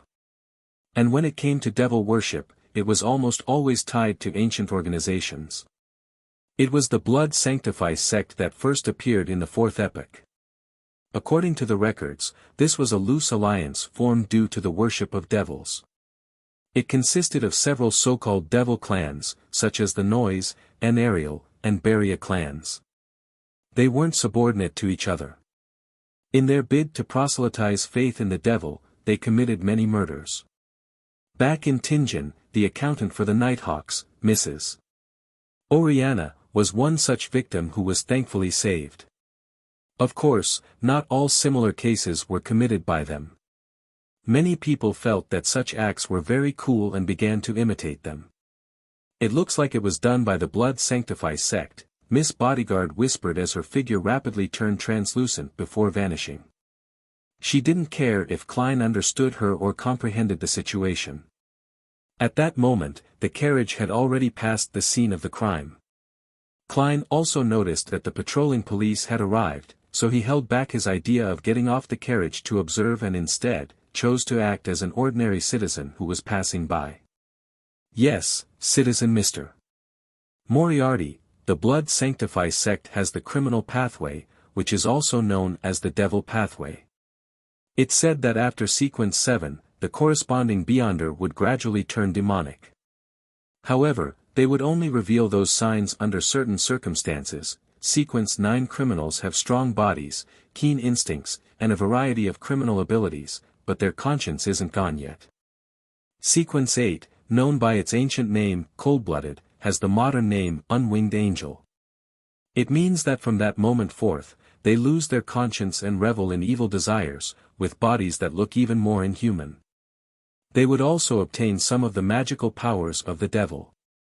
Sequence 7 serial killer grasps a good deal of knowledge and rituals regarding devil worship. They like to please the devil with special serial murders. I don't know the sequences after that. The information regarding the Blood Sanctifice sect and the devil pathway flashed past Klein's mind. The rain outside seemed to become heavier as the rain on the windows converged and fell, and the whole world became quiet and unclear. What's the point of thinking so much? Such matters would definitely be taken over by a Beyonder squad. It might be the mandated Punishers or Nighthawks. There's no need for me to worry. Klein shook his head with a laugh as he muttered in his mind. By the time he returned to 15, Minsk Street, he had forgotten about the murder case. He went next door and knocked on the Sammers' front door, asking Mrs. Stellan to tell Mary that she could come for the evidence tomorrow afternoon. Following that, he washed up and read the newspapers, learning about the current situation and news in Backlund. On Saturday morning the next day, Klein enjoyed his breakfast slowly and went out to pick up the freshly developed photographs. He chose the one with the best view of Doroga Gale's and Erica Taylor's face, one that brought out their passion the most. After putting the photos away, he went to the Rice police station before Mrs. Mary arrived and successfully got the bail money that was worth £10 back. In the process, he also saw the real Sergeant Faxine and felt a little uncomfortable. After withdrawing the remaining £500 in cash from his account, Klein was finally done with everything after having a busy morning. Before he prepared lunch, he handed the remaining £600 to Miss Bodyguard in one go, leaving £146 8 solely, and 5 pence on him. That was all his liquid funds. Other than Miss Justice, I have no other debts. Klein cooked himself a T-bone steak and sprinkled it with black pepper sauce. Just as he was enjoying the taste of the medium-well steak whilst in a good mood, the doorbell suddenly rang and resounded through his house. Mrs. Mary? Isn't this too early? Puzzled, Klein put down his fork and knife, and he walked to the door. He paused for 2 seconds as the image of the visitor outside the door appeared in his mind. It was an old-fashioned gentleman in a light grey overcoat, a silk top hat, and he held a black and gold cane. He had sharp blue eyes, and his temples were streaked with white. His wrinkles were deeply engraved in his face, causing his facial muscles to seemingly sag. May I know who you're looking for? Klein asked after opening the door. The old gentleman said in a thick mid-seashire accent, Are you Sherlock, Detective Moriarty? Do you have something you wish to entrust to me? Klein nodded and made way, leading the old gentleman into the living room. He hesitated for 2 seconds, then asked, Would you like coffee or tea? A cup of hot water, please. The old gentleman had taken off his hat and sat down. Very well, it's very simple. Maybe I should consider getting an assistant to serve tea and clean the place.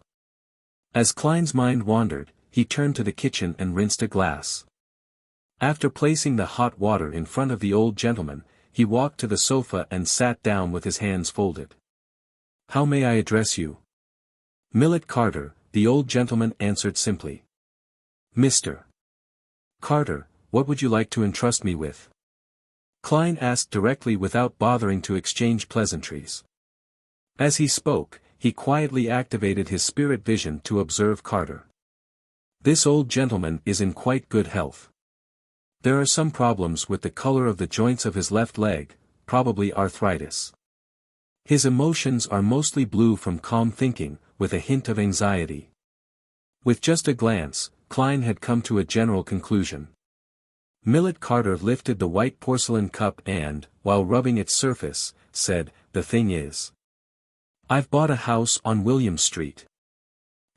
I come from mid-seashire and because of my business, I'll be living in Backlund permanently. William Street. Where's that? Having been in Backlund for less than a month, Klein, who had to consult the map or rely on his intuition, tried his best to appear staid and reliable. Millet Carter looked at him, and under his gaze, he continued, Rumor has it that the house was originally owned by a bankrupt viscount. That was about 2 to 3 decades ago. After a few changes of hands, I finally bought it. I planned on doing some renovations that suited the modern style, but I discovered a hidden secret door in the basement which leads to a very large underground structure. Considering that it might not be safe inside, I temporarily stopped construction, and I prevented the workers and servants from rashly exploring it. I hope that you can help me confirm the situation inside the underground structure. Underground structure. Ancient ruins. Secret treasure. Klein thought and said, "Why didn't you call the police? The resources that the police can mobilize are more than 100 times that of a private detective like me can muster. The results of the exploration will definitely be better and more reliable." Millet Carter rubbed his nose bridge. "I don't want too many people to know about this, especially the government. If I confirm that there is no danger within the underground structure, then I intend to use it as part of the structure and repurpose it. I know that this is a high risk for you, and I'm willing to pay £50 for it. But you can't have more than 3 assistants, and I can make up for it later, depending on the circumstances." £50, that's quite a high price. If I were an ordinary detective, that would be equivalent to 2 or 3 months of my income. He's just arrived in Backland and doesn't know any other detectives. He could only read the newspapers to look for hires and ended up coming to me. Klein hesitated for a few seconds. "Let me think about it." He suddenly revealed an apologetic smile, pointed behind him and said, "I need to use the bathroom." Millet Carter nodded slightly and took a sip of hot water. After entering the bathroom and closing the wooden door, Klein looked at the mirror and took out a copper penny. Because he had Miss Bodyguard with him, he couldn't confirm it above the grey fog, so he could only rely on his own divination skills. "I should accept this commission." Klein chanted 7 times and flicked the coin as he watched it tumble down. Thud. The copper coin fell into his palm, and the king's portrait faced up, indicating a positive response. Klein slightly nodded, and whispered into the air, "What does your intuition tell you?" Miss Bodyguard's figure quickly appeared in the mirror. She replied expressionlessly, "There's a certain amount of danger, but it's not great." "Very good." Klein put away the coin, washed his hands, and walked out of the bathroom and into the living room. He looked at Millet Carter and said with a smile, "I'll take this commission." Chapter 259. After signing a contract with Millet Carter and receiving an advance payment of £10, Klein didn't rush to William Street immediately. Instead, he made an appointment for 4 in the afternoon. Millet was understanding with regard to this. Alone, Detective Sherlock Moriarty definitely had to recruit people to carry out the exploration. When the old gentleman left, Klein immediately returned to the dining table and cut the steak which had turned cold before wolfing it down. Seriously, doesn't he need to eat lunch? Why must he pick such a time to come? After barely filling his stomach, Klein bitterly began cleaning up. At 2 o'clock in the afternoon, Mrs. Mary arrived as scheduled. Her eyes were slightly red and puffy, but her face was turning gloomy. Stellan Sammer, who accompanied her, had no choice but to maintain her silence. Klein handed over an envelope containing his carefully chosen photo. "Madam, please confirm it." Mary paused for 2 seconds and slowly took in a breath. Then, she took the envelope, pulled out the photo, and examined it. "Excellent, very excellent. You're the most efficient and responsible detective I've ever met. I'm honored to introduce you as a member of the Quelag Club. This is the remaining £7 for the payment. You deserve it." Mary took out a wallet from her leather handbag and counted out a £5 note and 2 £1 notes. Then, without waiting for Klein's response, she stuffed the photo back into the envelope, put it into her handbag, and abruptly got up to leave. Tap. Tap. Tap. Her buttonless boots made hurried sounds as she stomped on them. Stellan Sammer struggled to keep up. As she opened the door, Mary stumbled and almost fell, but fortunately, Stellan caught her. With this episode, Mary clearly slowed down and seemed to turn calm. "Madam, you forgot to take the portable camera. I'll give it to Mrs. Sammer later, and she'll bring it to you." Klein silently watched this scene, slightly shaking his head without saying anything. He returned to the second floor, took a nap, waking up comfortably to the bell chimes of the nearby church. Klein had already searched the map and confirmed that William Street was at the border of the West Borough and Empress Borough, a residential area in the heart of Backland. A nice house in West Borough and Hillston Borough costs about £2,500. Millet Carter's house is close to Empress Borough, and it's a property of a former viscount. The area is definitely sizable. The total purchase price will be at least £3,500, maybe even £5,000. That will be enough for a pretty decent mystical item. He actually came visiting me without a housekeeper or an attendant, perhaps because he's new in Backland and hasn't settled in. Klein put on his double-breasted coat, hat, and held his cane before heading out into Minsk Street. The gas lamps haven't been lit yet, and the streets were surprisingly darker than during the evenings. However, the air was fairly alright, without the suffocating air in the boroughs to the east. Taking a rental carriage, he went all the way to William Street. Klein saw a waiting manservant outside the Unit 8 house. The manservant, who was dressed in a red vest and light-colored trousers, bowed respectfully at the incoming visitor. "Good afternoon, might I inquire if you are Detective Moriarty?" "Yes, I have an appointment with Mr. Carter." Klein nodded and followed the manservant into a mansion with a garden and lawn. The house was 2 stories tall. The first floor was in a mess, with a lot of construction materials placed everywhere. There were workers coming in and doing some modifications. Millet Carter wasn't wearing a hat. Covering his nose, he walked over. "I'm very sorry about the mess and dirt here, but I do wish that everything will be fine before my family arrives in Backland. I can only urge them to keep working non-stop." Having said that, he looked at the manservant and instructed, "Continue watching them." It's no wonder that he didn't bring any servants with him. Even his servants have become supervisors. Klein smiled and said, "I know a lot of doctors. They tell me that the newly renovated houses aren't suitable for immediate occupation. One has to wait at least 3 months to ventilate it well enough. Otherwise, old people and children who aren't strong enough will easily fall sick." "Is that so?" Millet led Klein to the basement and asked doubtfully. "I've never verified it, but I chose to believe in authority. It said that this originated from the words passed down by Emperor Roselle." Klein casually fabricated an excuse. Millet nodded, then turned to look at the door. He couldn't help but frown before asking, "Mr. Detective, you didn't bring an assistant? There might be quite a bit of danger in that structure." "I have an assistant, it's just that you can't see her." Klein lampooned as he said seriously, "This is my first visit, so I'll advance very carefully. If there are any problems, I will immediately retreat. I'm experienced in this area, so I won't put myself in a dangerous situation. If I were matched with inexperienced assistants, it might easily affect my nimble and decisive actions." Millet was startled. "You're very professional." "A professional bluff," Klein silently added. Without any further doubts, Millet led Detective Moriarty through the cluttered living room and down the stairs to a fairly spacious basement. There were no gas pipes here, but 4 metal candlesticks were set into the walls, their yellow lights flickering.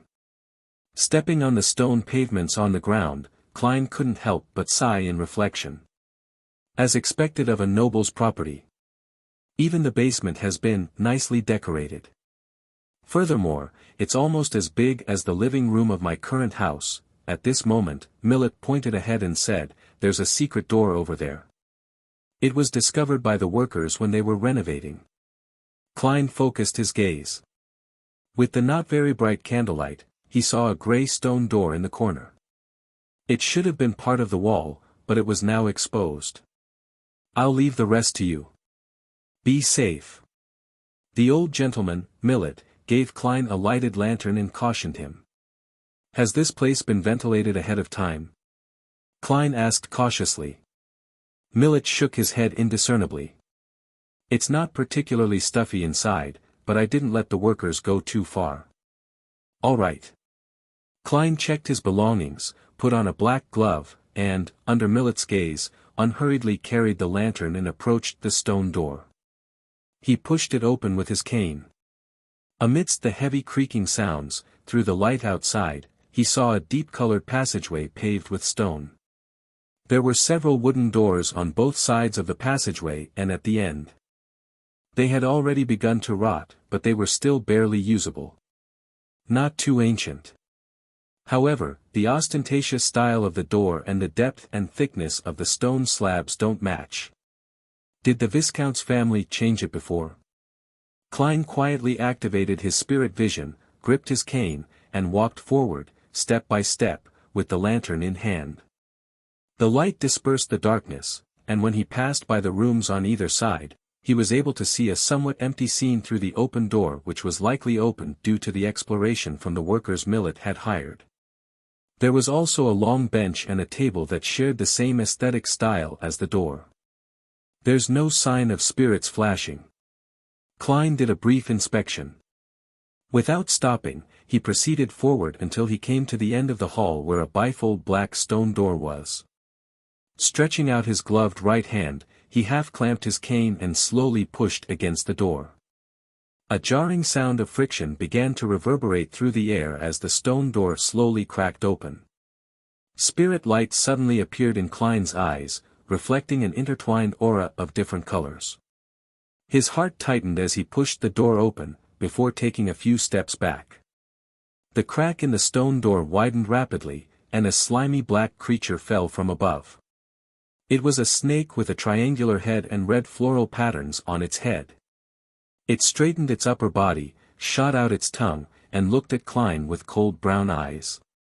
One snake after another fell from above the door as they piled up at the entrance. Klein saw a large hall beyond them. In the middle of the hall, countless snakes of various colors slithered together, forming an exaggerated nest of snakes about 10 meters wide. The slimy, disgusting feeling assaulted his senses. Klein felt his scalp turn numb as he couldn't help but take 2 steps back. He even wanted to look away without daring to look straight ahead. Although he was a man, he was still afraid of snakes. Snakes were the animal that he was most afraid of. This stemmed from a psychological trauma in the past. When he was a child, despite being way past his bedtime, he liked to secretly open the door to his room and watch movies with his parents through a crack. Unfortunately, his parents once watched a snake disaster movie. One scene involved the demolition of a building. The result was the unearthing of a large nest of snakes, and the dense squirming remained deeply imprinted in his mind. Can the slumber charm affect so many snakes? Klein swallowed hard and said to the air, "Do you have any solutions?" Miss Bodyguard in her black Gothic dress quickly appeared by his side, her mouth tightly closed. She didn't say a thing. Klein looked at her and she looked back at Klein, but no one spoke. When a snake slowly slithered out, Klein finally coughed and repeated, "Do you have any solutions?"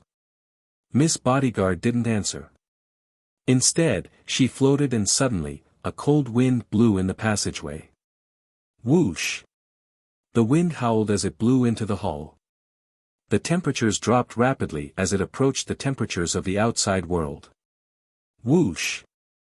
The densely packed snakes in the middle of the hall suddenly slithered in all directions, searching for a warmer, more suitable spot to survive. 2 to 3 minutes later, a thin layer of frost formed on the surface of the hall and the passageway, and countless snakes had disappeared without much of a trace. Whoosh! They continued as Klein said, chattering, That's quite enough." The surging cold wind slowed down, but the cold didn't subside. Miss Bodyguard's figure disappeared once again. Klein lifted his cane-wielding right hand, covered his mouth and nose, and sneezed. Then, he raised the lantern and cautiously walked through the stone door into the wide hall. The style here was identical to the passageway outside. There were 8 circular columns of the same color erected there. Metal poles hung from the high dome, and at the bottom were candlesticks carved into different creatures. An upside-down candlestick.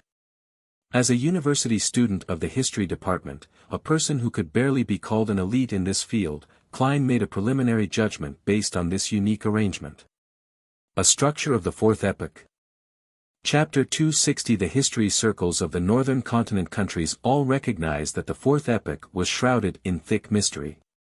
It was impossible to tell what it truly was. The historical records had too many missing pieces and ambiguities for this period of history.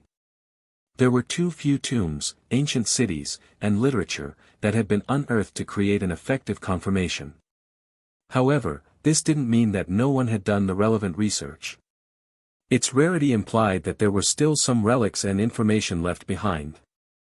The original Klein was a fanatic towards the history of the fourth epoch. He often read journal articles and books, so even now, Klein still remembered a lot of content. Whether it was the Solomon Empire, Tudor Empire, or Trunsoist Empire, they all had similar architectural styles that went against common sense. They were disorderly, asymmetrical, and they stood out for their frequent use of black. The most typical characteristic were the candlesticks hanging from the ceiling and the chopped floral pattern marks on black walls. This was precisely why Klein's first reaction was that the underground structure belonged to the fourth epoch when he raised his lantern. He had seen circular metal poles with candlesticks embedded at the bottom, that ran down from the dome, reminding him of the fourth epoch which was shrouded in mystery, leaving many historians and archaeologists regretful of the lack of knowledge in that ancient period. Several journal articles have mentioned that the number of candlesticks within different buildings are different. Although the three empires find asymmetry beautiful, they seem to have strict and meticulous rules in every aspect. 3 on the left, and 2 on the right is the highest standards that ordinary citizens can enjoy. This is based on the structure of the buildings and the houses that remain. Klein raised his arm and held the lantern high. He walked slowly, counting the candlesticks on both sides. The hall was even wider than he had expected. He had walked for at least 100 meters before he saw a platform half a meter above the ground. Only then did he see the thick wall that marked the end of the hall. 41 inverted candlesticks on the left, and 40 on the right. This is a bit of an exaggeration. What level of aristocracy is this? Powerful nobility? The Antigonus and the Zeridal families are all aristocrats of the fourth epoch. They were also powerful and terrifying beyond their family clans. The other noble families should be about the same. Holding the lantern in hand, Klein continued onward. He saw the stairs at the side of the half-height platform and saw the scuffing on the black stone tiles. Is this really a relic of the fourth epoch? A thought flashed through Klein's mind. With his keen eyesight and the light from the lanterns, he found 2 iron black seats on top of the platform that was half a meter above the ground. The huge, ancient seats overlooked the other seats below. There were 2 seats. 2. Why 2? According to the layout, the seat here should represent the person with the most power and authority, but there are 2 of them. A powerful noble of equal strength? A double count, a double duke, or a double prince? Klein slowly began to feel that his knowledge of history was inadequate. He clearly remembered that many journal articles mentioned that the 3 empires, Solomon, Tudor, and Trunsoist, had a strict hierarchy. Based on this theory, there shouldn't have been leaders of equal standing within a faction. Strange. Klein mumbled, in a way meant for Miss Bodyguard. What's so strange about that? An ethereal voice suddenly sounded from behind him. In the vast, dark, empty, and silent ancient hall, this voice was exceptionally frightening. Klein's mouth twitched as he explained the characteristics, history knowledge, and puzzling points that he had observed to her. He eventually added, the ventilation here is very good. I wonder if there are any other entrances. Miss Bodyguard, who had mostly blended into the darkness, listened silently as she gave Klein a penetrating glance. How do you know so much? Because I was a university student in the history department. Klein cursed silently before smiling. If I hadn't chosen to be a detective, perhaps I would have become a diligent young historian. Miss Bodyguard didn't respond, nor did she disappear. Instead, she floated up to the platform first. With the lantern in hand, Klein quickly followed, discovering that the platform was very large. It was about 40 meters in length and 10 meters in breadth. The architectural style is grand and enlarged.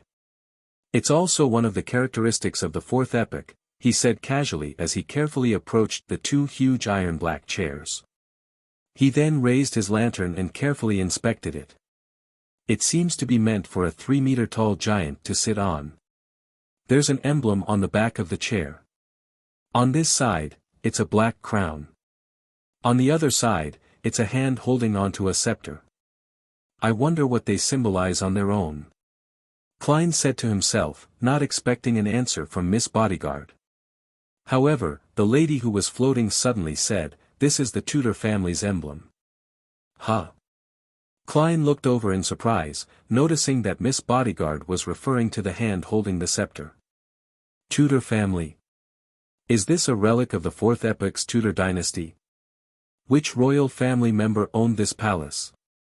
Klein frowned and said, "Do you recognize the other emblem?" To think that it was ranked as equal to a Tudor family member. Miss Bodyguard shook her head without a word. Seeing this, Klein had to give up the idea of studying it for the time being and said, after the Tudor and Trunsoist families established their respective empires, they both maintained the original style that originated from the Solomon Empire, such as inverted candlesticks, scuffed marks, and so on and so forth. This doesn't comply with common sense. If I were the emperor, even if I had to inherit many things, I would still make certain changes to mark my uniqueness. Does this mean that the three empires have hidden, unchanging connections? He guessed that Solomon, Tudor, and the Trunsoist families wielded the Dark Emperor, which was the lawyer pathway. Similar styles were needed for acting.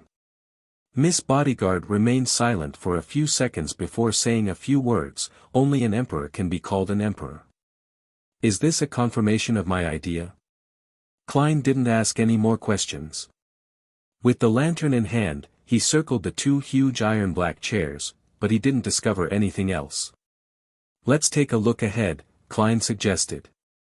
Before he finished his sentence, Miss Bodyguard had already floated towards the end of the platform, but the surrounding gloominess and coldness remained unchanged. A few meters ahead, Klein saw, with the help of the lantern's glow, 7 large, heavy, black stone doors at the base of the hall. They were lined up, 2 on the left, 1 in the middle, 4 on the right, perfectly in line with the fourth epoch's pursuit of asymmetry. Klein passed the cane to his lantern hand, tossed a coin at random, and whispered, "I should begin from the left." Ding! The copper penny tumbled down and landed on his palm, portrait facing up. "Let's go to the left." Klein took the lead. Miss Bodyguard silently followed until they reached the door on the far left before saying ethereally, "It's the same on the right." In other words, it didn't matter whether I did the divination. The corner of Klein's mouth curled up as he raised the lantern and examined the symbols and patterns on the door. With a deep black background, it was a crimson half-moon that was surrounded by radiant points of light. This. Klein's pupils constricted suddenly. This is the dark sacred emblem. The symbol of the Evernight goddess. During the fourth epoch, the Church of the Evernight goddess had supported the Tudor dynasty. He thoughtfully placed his hand on the stone door. Screech. The black stone door slowly opened amidst rough and heavy grinding sounds. As the light from the lantern shone into the room, Klein began to see the interior, bit by bit. There was a few meters of open space at the entrance, also paved with dark stone tiles, and a platform nearly a meter high. Klein cautiously moved forward, holding up the lantern to illuminate the item on the platform. A few seconds later, a fiery radiance formed the outline of a huge statue. It was about 4 to 5 meters long and almost filled the entire room. It was an extremely beautiful lady with a hazy face. Her right hand supported her head as she laid down on the platform. She wore a layered black classical dress that wasn't overly complex. There was a circle of radiating rays at the bottom of her head. On this lady's dress, there were sparkling specks of radiance. They were pieces of bright and resplendent gems. At first glance, Klein felt as though he was seeing the night and the stars. This was outlined against a circular shape under the lady's head that resembled a full moon. This. Klein's thoughts seemed to freeze, but a guess immediately plowed its way from within. Evernight goddess. Miss Bodyguard's voice carried a rare hint of puzzlement. Be it the symbolism or the actual form, it seemed to be a sculpture of the goddess. Klein's guess finally took shape, echoing loudly in his mind. He remembered asking Captain Dunn Smith about one of the differences between an evil god and a true god. The former was said to have an image that resembled that of an intelligent life form, but the latter only had sacred emblems formed by symbols. But today, at this very moment, in this ancient and bizarre underground structure, he saw a statue that looked like the Evernight goddess. What did this mean? Just thinking about it made Klein shudder. Could it be that the goddess was once an evil god? No. Maybe it's some other evil god that falls into the night domain.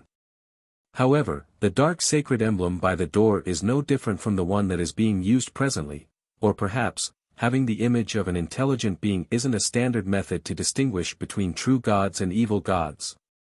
After all, the captain's level wasn't high enough, and his understanding of the situation wasn't necessarily accurate enough. It was also possible that the tutors were deliberately blaspheming the goddess. Yes, it could also be a way of setting up some strange ritual. Many thoughts flashed through Klein's mind. It left him feeling puzzled, nervous, and tense. However, he also felt a strange feeling which couldn't be described. After looking around, Klein, who didn't see anything else, took a deep breath and said, "Let's go to the other doors and take a look. I wonder what the other 6 doors correspond to. Would it be equally strange and evil?" He thought gravely. Miss Bodyguard nodded slowly.